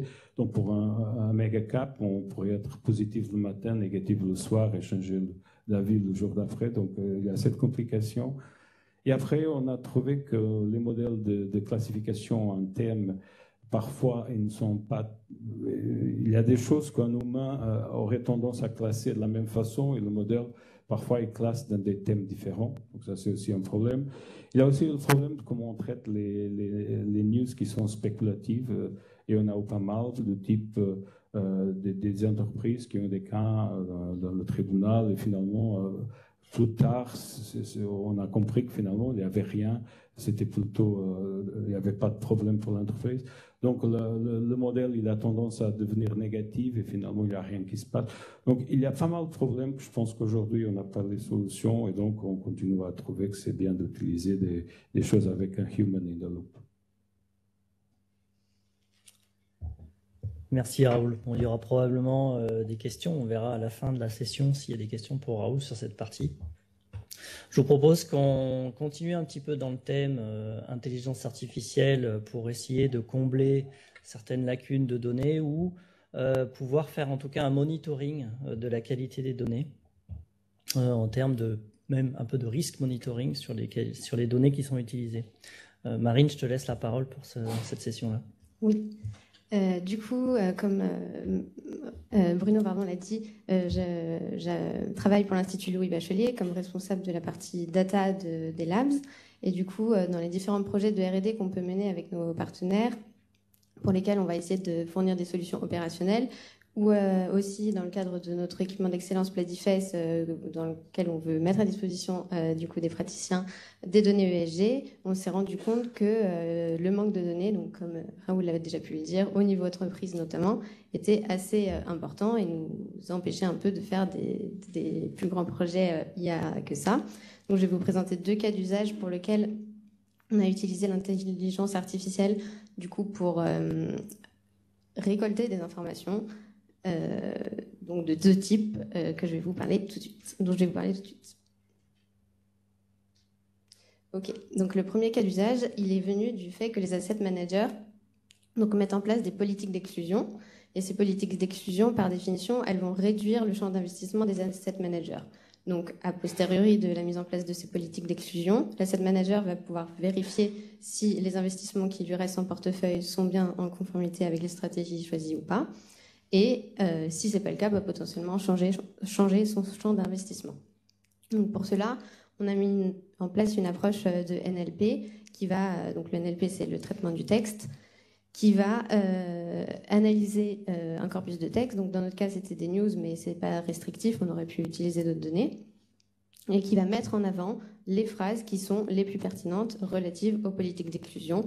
Donc nous, pour le moment, on avait traité les politiques d'exclusion sur le charbon, le tabac ou le gaz de schiste. Du coup, une fois qu'elles sont mises en évidence, ces politiques d'exclusion, l'idée c'est qu'un analyste va pouvoir les étudier et voir comment rétroagir sur les investissements qui sont encore en portefeuille. Voilà, donc pour vous en dire un peu plus sur le modèle, on a utilisé donc un réseau de neurones qui va analyser du texte et qu'on va spécialiser grâce à une méthode qui s'appelle le few-shot learning. Donc c'est une technique qui va nous permettre de spécialiser le modèle sans avoir beaucoup d'annotations à faire, ni avoir besoin de beaucoup de puissance de calcul. Donc pour spécialiser notre modèle, on a à la fois sélectionné des phrases de rapport d'activité, donc pour avoir des vraies phrases concrètes sur ce qui peut se dire relativement aux politiques d'exclusion dans les rapports d'activité, mais aussi on a généré des phrases complémentaires pour avoir une base de données d'annotation un peu plus grande avec ChatGPT. Et une fois qu'on a spécialisé le modèle, donc le but c'est qu'il nous mette en avant les phrases les plus pertinentes par rapport aux différentes politiques d'exclusion. Donc est-ce que l'entreprise qui est mentionnée dans l'article va ou pas mentionner une poursuite des investissements de son côté sur les différentes politiques d'exclusion. Donc cet outil, en fait, on l'a fait pour les politiques d'exclusion, mais pourrait être utilisé pour plein d'autres cas d'usage que j'ai pu mentionner en bas de la slide.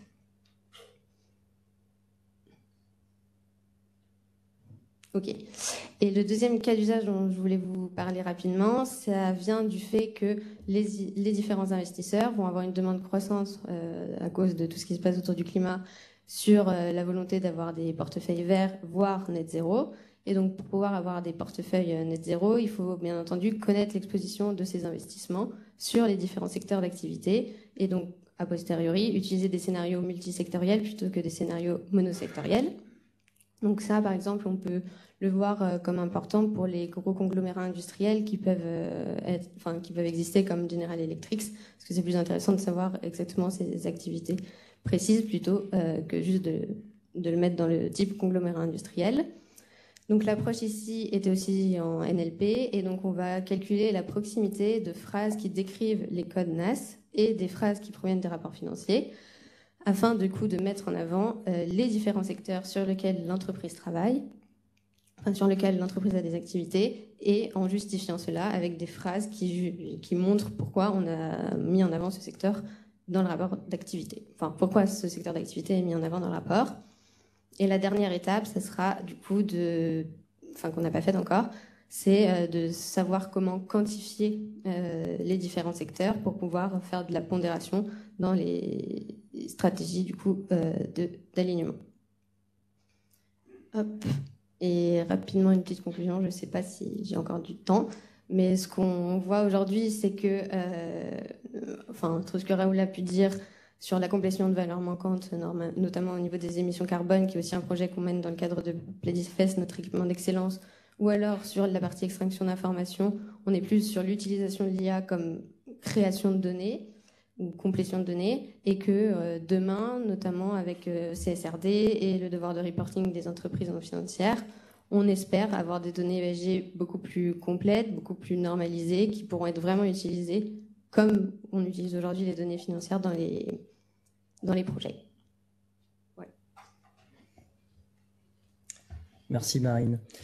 Donc le mot net zéro a été prononcé, donc ça va nous permettre de faire un petit pas de côté et de parler du risque climatique et en particulier les objectifs net zéro, qui utilisent bien sûr parfois des données reconnues que certains fournisseurs peuvent fournir, mais certaines données doivent être affinées et c'est le but aussi de la session de Thierry, de discuter aussi de tout l'ensemble de la chaîne de valeur qu'on peut essayer de modéliser ou d'estimer pour avoir une vision assez holistique du problème net zéro. Thierry, je te laisse. Merci Bruno. Alors effectivement, chez Amundi, il y a plusieurs projets ESG et intelligence artificielle. Alors j'en ai choisi un qui est en cours et qui, je pense, montre bien en fait en quoi l'intelligence artificielle peut être un bon outil de traitement de l'information. comment collecter l'information, comment ensuite la structurer, et ensuite comment faire des retours d'un point de vue quantitatif et qualitatif. Alors, le sujet, c'est net zéro. Comment, en fait, un investisseur peut participer à net zéro? Alors, souvent, lorsqu'on parle de net zéro, d'investissement net zéro, les gens se focalisent sur la décarbonation de portefeuille. Alors, la décarbonation, c'est important, bien sûr, mais décarboner un portefeuille, ce n'est pas décarboner l'économie. Hein.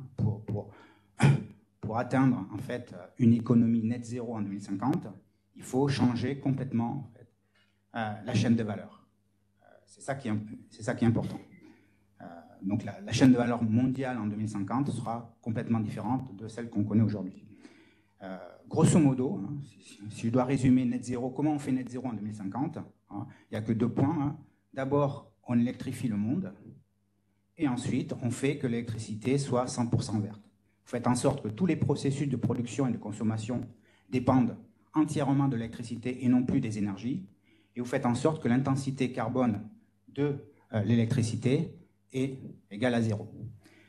Alors, qu'est-ce que ça implique? Ça implique, par exemple, qu'il va falloir produire 4 fois plus d'électricité en 2050, hein, et que cette électricité soit parfaitement verte.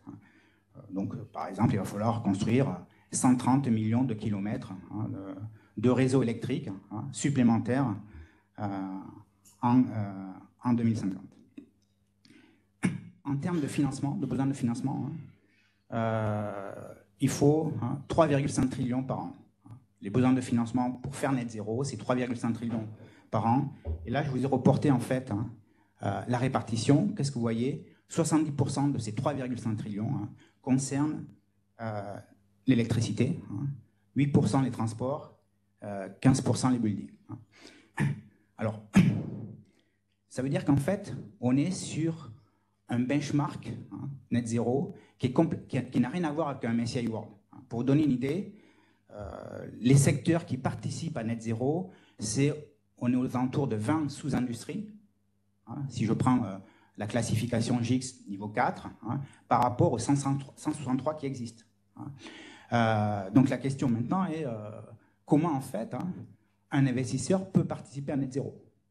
Pour participer à net zéro, il va falloir financer des entreprises, des projets net zéro. Malheureusement, l'identification de ces projets et de ces entreprises est relativement complexe. Et c'est là où, en fait, l'intelligence artificielle peut nous aider.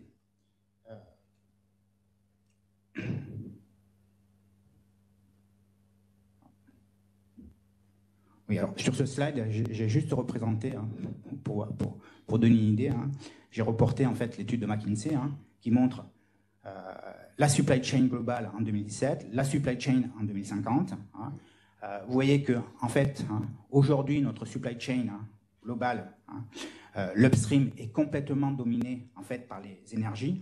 En 2050, le premier nœud de l'upstream de notre global chain sera en fait l'électricité. Et donc, comment faire comment un investisseur peut participer à transformer la chaîne de valeur de 2017 en chaîne de valeur de 2050.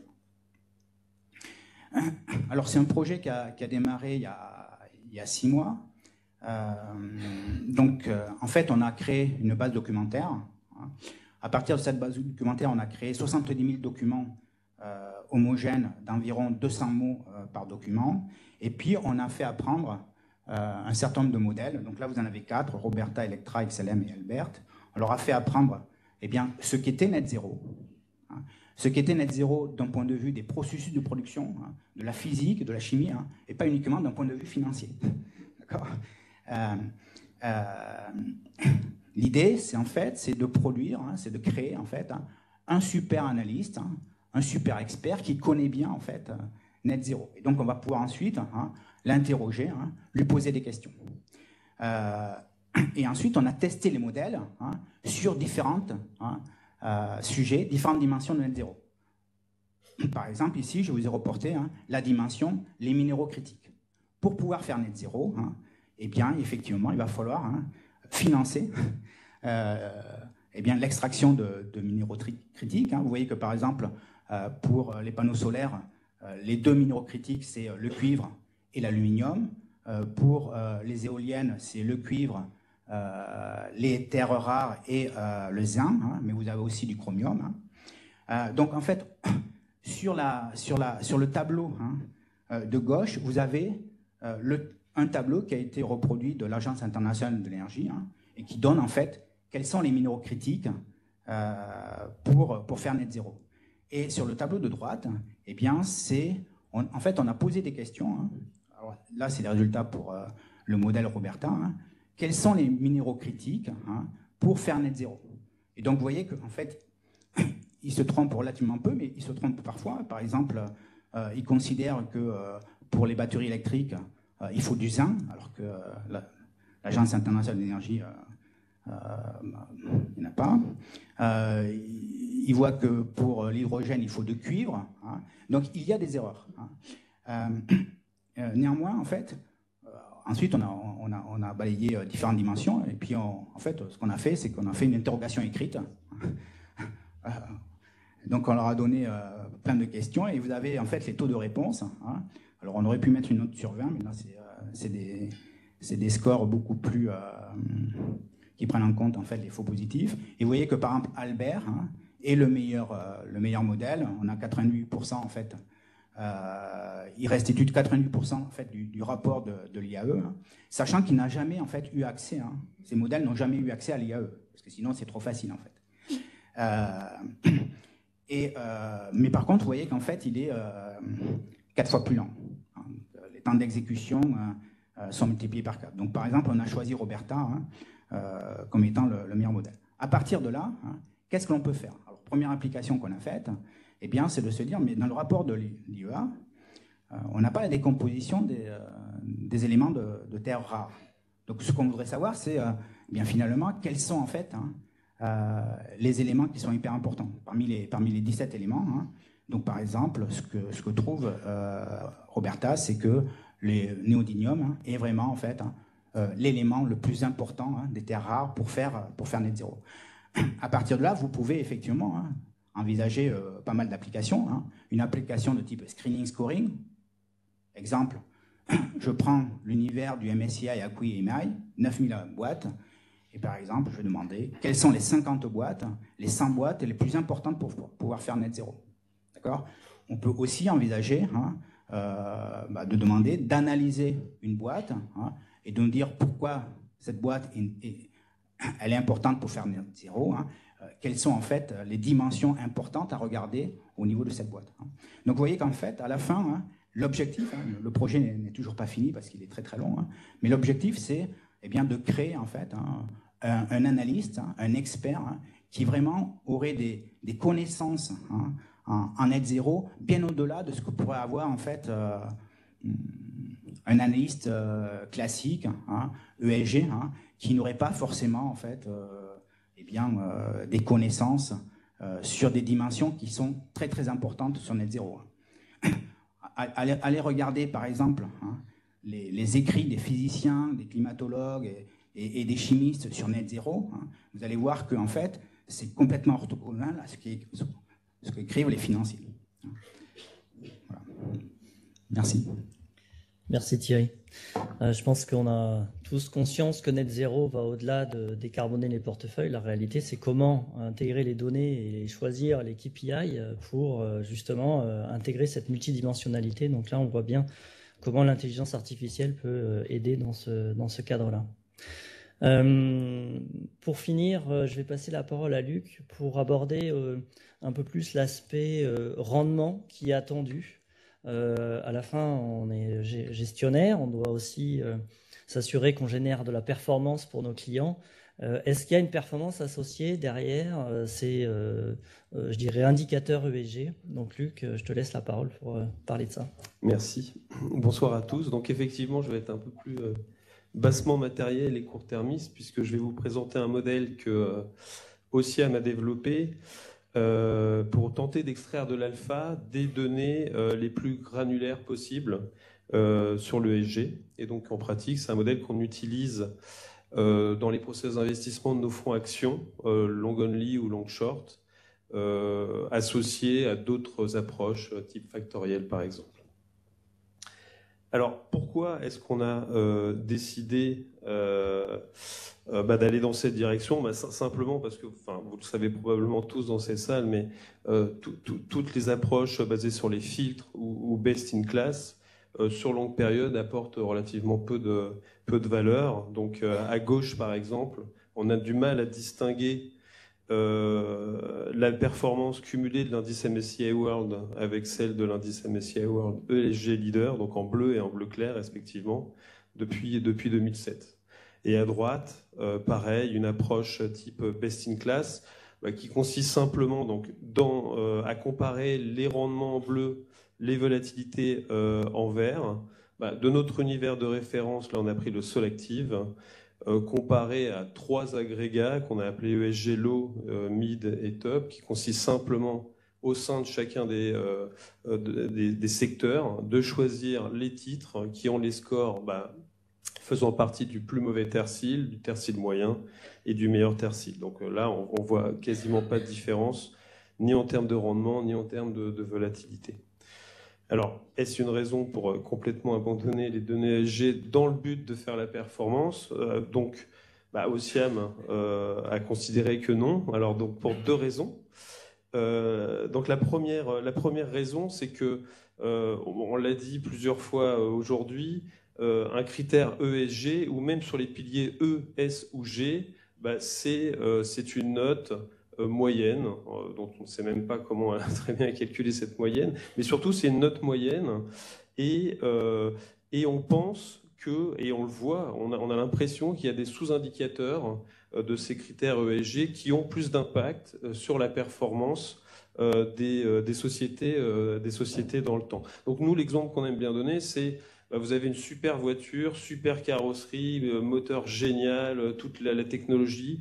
S'il manque une roue, vous n'allez pas aller très très loin. C'est un peu pareil avec l'ESG, vous pouvez avoir une moyenne de notes super bonne.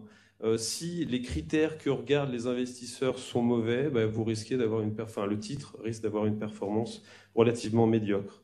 La deuxième raison pour laquelle on a développé ce modèle de machine learning, c'est simplement qu'on sait que il y a des relations non linéaires entre la performance des titres et celle des critères ESG, donc notamment vers les critères mauvais en général. Il faut attendre que les critères soient vraiment très mauvais pour voir une influence sur la performance. Alors, nous, on s'est basé sur la base de données de Sustainalytics, donc qui considère, alors qu'il y a à peu près pour chaque société environ 150 scores granulaires, dont vous avez les nombres ici par principaux piliers. Alors évidemment, on ne va pas les considérer en absolu. Ce qui compte, c'est de regarder leur importance relative dans un peer group, celui de Sustainalytics, ou dans un secteur, dans un pays, ou par groupe de capitalisation. Sinon, ça n'a pas beaucoup de sens. Donc à la fin, on se retrouve avec 600 indicateurs, 600 scores ESG différents, puisqu'on les a renormés par rapport à certains clusters. Donc 600 scores ESG. Et en plus de ça, on va le voir, on peut considérer, on peut recombiner ces scores par 2, par 3, par 4, etc. Donc on voit bien que on a une infinité de possibilités, et donc c'est la raison pour laquelle on a utilisé un modèle de machine learning pour nous aider. Alors ce modèle, concrètement, il fait partie de la famille des panels of experts, ou mixture of experts. Donc concrètement, on va simplifier en disant qu'il y a 2 étapes. La première étape, elle consiste à définir les experts, donc à regarder historiquement quels critères ou combinaison de critères a permis de mieux prévoir, a été concomitant avec de bonnes performances sur les titres. Et la deuxième étape consiste à agréger les avis de ces experts. Alors, ce n'est pas complètement démocratique, dans la mesure où on donne plus de voix, plus de poids aux experts qui ont historiquement eu les meilleures prédictions. Le modèle, il est entraîné tous les trimestres sur la base des 4 dernières années. C'est relativement court, mais on en a parlé aussi au cours des différentes interventions. Les données ESG changent probablement un petit peu dans le temps, donc c'est important de ne pas avoir une période rolling trop importante. Alors, concrètement, ça donne quoi? Donc, à gauche, vous avez des exemples, à gauche et à droite d'ailleurs, des exemples d'experts. Alors, la plupart du temps, les experts considèrent 2 critères différents. Donc là, par exemple, il y a 78, là c'est la bulle jaune, il y a 78 experts qui combinent des critères à la fois sociaux et de gouvernance. Et en général, c'est ces critères-là qui sont les meilleurs, qui ont les meilleurs pouvoirs de prédiction parce qu'ils mixent différents types d'interventions. Donc concrètement, il y a à peu près 50% des règles des experts qui combinent des différents indicateurs sur les différents piliers. Il y a à peu près, enfin en moyenne, selon les périodes, 400 règles sur la base de 70 indicateurs. Alors ce qu'on a observé dans le temps, c'est que jusqu'à 2017-2018, il y avait beaucoup d'experts basés sur des critères environnementaux, et de plus en plus depuis sur les piliers gouvernance et social. Donc un exemple d'expert, par exemple, c'est quoi? C'est, donc là c'est le premier en haut à droite, est-ce que la gestion des déchets toxiques pour un titre en particulier et au-dessus de la moyenne du peer group ou pas? Et par ailleurs aussi en même temps, un critère de gouvernance, est-ce que l'audit du reporting ESG fait partie du top tertile aussi du secteur? Si ces 2 cases sont cochées, alors le titre est dit en opportunité. Et il y a d'autres exemples pour lesquels les titres sont dits en risque. Ensuite, on agrège les avis de tous ces experts pour avoir un avis sur le titre dans son ensemble. Alors, on ne va pas très très loin dans la granularité de l'espérance de performance. Grosso modo, on a 2 groupes, opportunité ou risque. Opportunité, ce sont les titres qui sont censés surperformer les autres. Risque, ce sont ceux qui sont censés sous-performer les autres. Voilà, donc ça c'est les résultats de notre backtest. On les utilise vraiment dans notre gestion depuis 2018. Donc j'ai presque un peu honte de montrer ce graphique, mais ce sont les performances cumulées. Donc en rouge c'est l'univers d'investissement, au-dessus c'est les ESG Opportunity, en bas c'est les ESG risques. Donc ça a marché sur relativement longue période.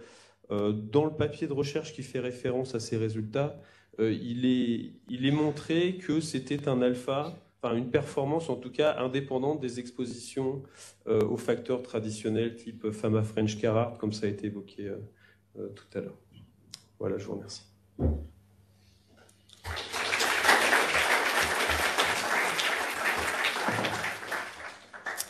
Merci beaucoup. Est-ce qu'il y a des questions? Alors j'ai conscience que c'est ce qui nous sépare du cocktail, mais est-ce qu'il y a des questions pour les 4 intervenants? Oui, il y en a une là.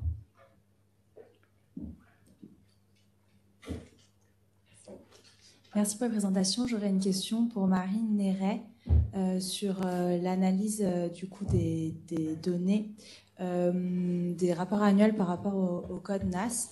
Comment est-ce que vous faites quand vous utilisez un rapport annuel pour identifier une activité qui va être vraiment liée au domaine d'activité de l'entreprise, par exemple par rapport à d'autres activités de donation, de fondation, de charité? Comment est-ce que vous arrivez par exemple aussi à dire pour tout ce qui est éducation, est-ce que c'est de l'éducation par rapport aux employés, enfin, comment est-ce que vous arrivez à classifier vraiment entre activité et ce qui n'est pas activité? Du coup, en gros, sur tous les rapports d'activité, on va avoir des définitions sur les différents secteurs d'activité. Et après, les phrases vont vraiment être classifiées chacune individuellement.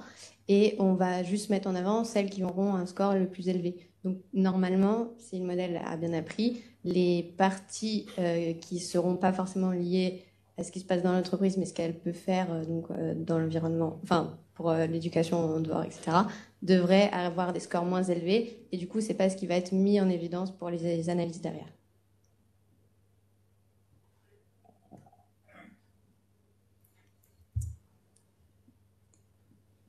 Oui, bonsoir. Je me demandais si ce serait pas intéressant de voir l'évolution récente que vous voyez sur les scores ESG, sur la construction des scores ESG. Est-ce que c'est pas la même chose? Est-ce qu'il ne se serait pas passé la même chose dans le passé sur toute la partie rating de crédit? Parce qu'aujourd'hui, vous nous dites que les scores ESG internes, vous avez du mal à les justifier par rapport à vos investisseurs ou par rapport à vos clients. Est-ce que les banques aujourd'hui, elles ont toutes des méthodes de scoring interne pour le crédit? Il n'y a pas de problème pour ça. Et de même sur la construction, l'identification des facteurs que vous faites sur qu'est-ce qui va rentrer en jeu, comment ça s'est passé dans le passé sur la construction de ces indicateurs, sur ce scoring de crédit? Alors, qui veut répondre? J'ai une petite intuition. Thierry, tu veux prendre la question? Je pense qu'il y a une grosse différence entre un rating ESG et un rating de crédit. Le rating de crédit, on connaît l'objectif. Et c'est un objectif quantitatif. Le rating de crédit, derrière, il y a, si vous voulez, une probabilité de défaut. Hein. Si vous prenez BAL 2, par exemple, on manipule des ratings, mais derrière, c'est des probabilités de défaut. Et donc, ce qu'on mesure, c'est la probabilité de défaut à 1 an. Sur le rating ESG, je pense qu'ici, dans cette salle, il n'y a personne qui est capable de dire ce qu'il est en train de mesurer. C'est ça, en fait, la grosse difficulté de l'ESG, c'est que le score global, voilà, on ne sait pas ce qu'on mesure. Est-ce qu'on mesure quelque chose qui a 1 an, une mesure extra-financière à 1 an, 6 mois, et qu'est-ce qu'on mesure?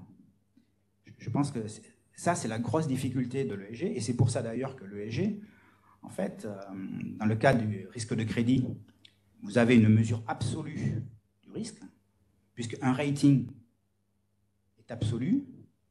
Vous pouvez comparer un AAA d'un secteur avec un autre AAA, puisque à un AAA, vous associerez une probabilité de défaut, par exemple, de 7 BP. Un A aura une probabilité de défaut de 1%. Sur le ESG, vous savez que la plupart, en fait, des ratings ESG sont secteur neutre.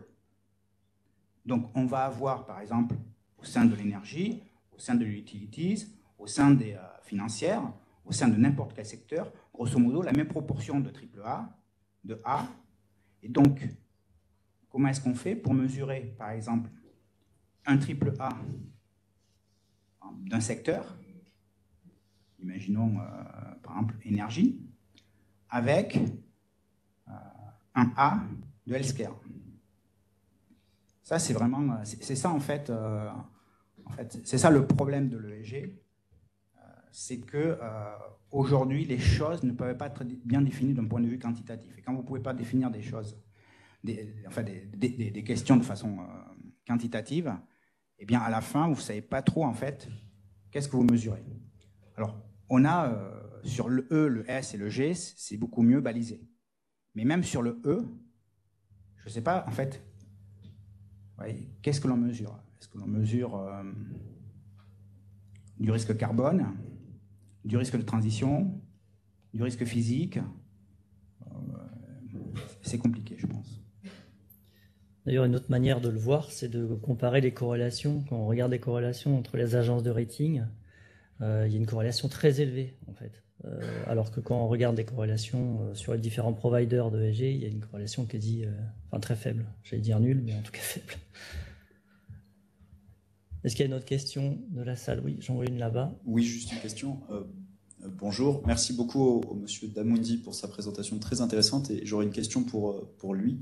À la fin de votre présentation, vous avez ouvert la question de la rentabilité et je ne suis pas sûr d'avoir bien compris en disant que les stratégies de rentabilité ou d'investissement ne matchaient pas forcément avec les stratégies, notamment sur le net zéro, que pouvait sortir le modèle. Est-ce que vous pourrez revenir dessus et est-ce que vous allez utiliser ce modèle en combinant ça avec une analyse plus, cette fois de rentabilité, effectivement? Merci. Thierry, je pense que c'était toi, parce que c'est toi qui es chez Amundi. Alors, je n'ai pas parlé de stratégie, puisque non, ce que j'ai dit, c'est que net zéro, il y a deux faces. Il y a la partie décarbonation, et puis il y a la partie financement. Et j'ai dit que effectivement, la dimension décarbonation et la dimension financement, ce n'est pas forcément la même chose. Je vais vous prendre un exemple tout bête. Aujourd'hui, si on prend un indice PAB, Paris Align Benchmark, hein, vous avez les indices PAB sont short utilities. Et il y a beaucoup d'indices PAB qui aujourd'hui ont une exposition aux utilities qui est proche de 0. Pourquoi? Parce que si on regarde l'intensité carbone, eh bien effectivement, les utilities aujourd'hui ont des intensités carbone élevées. Maintenant, si je ne me place pas du côté de la décarbonation, mais du côté de du financement, je veux en fait faire en sorte qu'on transforme l'économie. Eh bien là, on doit être mais archi long utilities. Hein, pourquoi? Parce que en termes de green intensity, hein, l'intensité verte, en fait, ce sont celles qui ont le plus de potentiel. Aujourd'hui, la grosse difficulté, c'est qu'on a une corrélation positive entre carbone intensity et green intensity.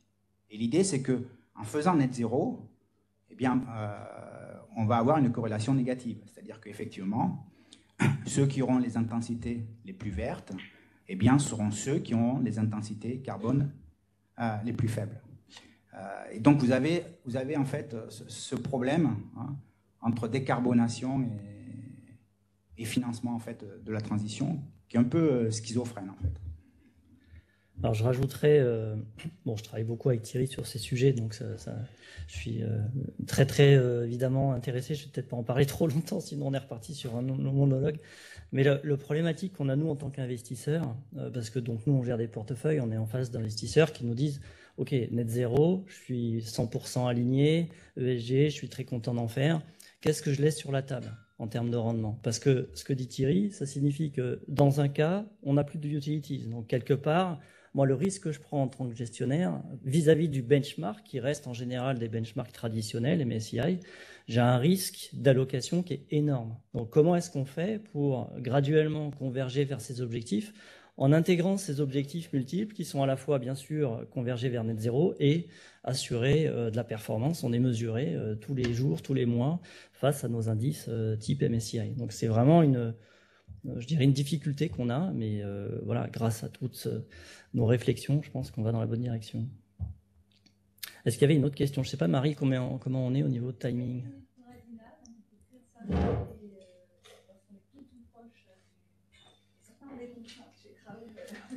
Okay. Donc, Adina. Donc, quelques mots de conclusion. Donc, merci beaucoup.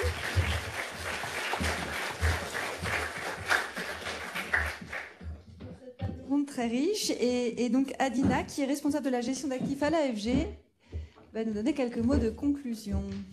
Oui. Alors bonjour à tous et merci beaucoup pour ces interventions très riches. Donc à l'AFG, comme vous le savez, on a l'habitude de dire que ça fait plus de 20 ans que la gestion d'actifs a fait évoluer ses modèles d'investissement pour intégrer la durabilité. La qualité limitée des données ESG aujourd'hui est vue comme une des principales barrières à l'investissement responsable. Il y a plusieurs études qui sont sorties, pas plus tard qu'il y a 15 jours, qui le disent, c'est des méga-trends. Du coup, on se rend compte que face à ces données incomplètes, incohérentes, oui, avec des biais de construction, avec des notations ESG qui ne sont pas encore régulées, hein, on attend l'issue du projet de la Commission européenne sur la réglementation des ratings ESG. On doit, du coup, en tant que gestionnaire d'actifs, d'avoir des sources de données multiples et alternatives, et donc questionner aussi les méthodologies. Quelques chiffres. Aujourd'hui, sur la dernière étude de l'AFG que vous avez sur notre site, sur la gestion durable en France, vous avez 2240 milliards d'euros, c'est-à-dire 52% de l'AUM géré en France, qui est un investissement responsable. Une croissance de 7% par rapport à l'année dernière. On se rend compte du coup que la finance durable est de plus en plus expansive au niveau de la gestion française mais aussi européenne, et donc on n'est plus du tout dans quelque chose de niche mais dans quelque chose qui devient beaucoup plus important, et donc on doit donner aussi la preuve par les faits, par les données. Donc l'importance des données dans la gestion à investissement responsable est croissante. C'est pour cela que nous appelons de nos voeux l'avènement de l'application de la CSRD sur les données ESG brut, mais ça ne sera pas avant 2025-2028, ça dépend du type d'entreprise. Et en plus, il y a une question de matérialité que les entreprises ont un droit d'avoir aujourd'hui, donc elles peuvent ne pas reporter si elles estiment que ce n'est pas matériel. Une des questions qu'on a aujourd'hui en cours au niveau de nos instances, l'AMF, l'ESMA, ces autorités, est-ce que si j'investis dans un portefeuille dans des entreprises qui estiment que par exemple leur exposition à tel KPI est non matérielle, est-ce que la somme de toutes ces expositions elle sera non matérielle pour nous aussi? Nous on préférait dire on se base sur ces données donc c'est non matériel. Pour le moment la réponse des autorités ce n'est pas dans le même sens que nous, c'est que ça serait matériel. Donc, cela suppose qu'il faut qu'on estime encore et encore et encore, qu'on continue à estimer. Ce n'est pas fini, donc nous, on continue à discuter avec les autorités, mais on voit que l'histoire de l'estimation, on n'a pas dit le dernier mot. C'était très intéressant, voilà, ce que vous avez eu aujourd'hui, notamment sur les indices de sentiment, sur la proportion de l'attention au secteur financier. Alors, vous le savez tous, greenwashing, on entend tous les jours. Maintenant, j'introduis un nouveau mot, vous l'avez déjà entendu, ça s'appelle le green bleaching. C'est que beaucoup d'entre vous, sociétés de gestion, vous en dites moins qu'est-ce que vous faites de peur du risque de réputation. Voilà, donc on a introduit ce nouveau terme, ce qui existe aujourd'hui, c'est le green bleaching. On fait ça parce que sinon, on a un risque de réputation. Et donc, ce qu'on a vu aujourd'hui, c'est que l'IA, l'apprentissage automatique pour exploiter des volumes importants de données, peut aider à améliorer la qualité des données, à trouver des données alternatives, à combler les trous manquants, pour les modèles de gestion, à exploiter ces données pour être une source de performance financière et extra-financière. On n'a pas parlé des coûts des données. C'est aussi quelque chose de très important, il ne faut jamais l'oublier, puisqu'à un moment donné, pourquoi on fait tout ça? Voilà, donc il faut aussi penser à ces coûts. Et puis pour les sociétés de gestion, rappeler qu'il faut regarder les limites d'utilisation de ces données et les modèles, et il faut challenger les données, notre autorité nous le dit chaque instant, challenger les données que vous avez. Et donc je dirais, aujourd'hui je trouvais qu'il y avait vraiment beaucoup de sagesse. On dit souvent que la connaissance sans la sagesse est de l'intelligence artificielle. Donc ce que je dirais aujourd'hui, c'est que je veux remercier du coup Élise Gourrier, Annou Faverjon, Serge Darol, Bruno Taillarda, Luc Dumontier, Raoul Léoté de Carvalho, Marine Néré, Thierry Roncalli et bien sûr Marie Brière, l'artisane de cette conférence aujourd'hui. Merci beaucoup à tous.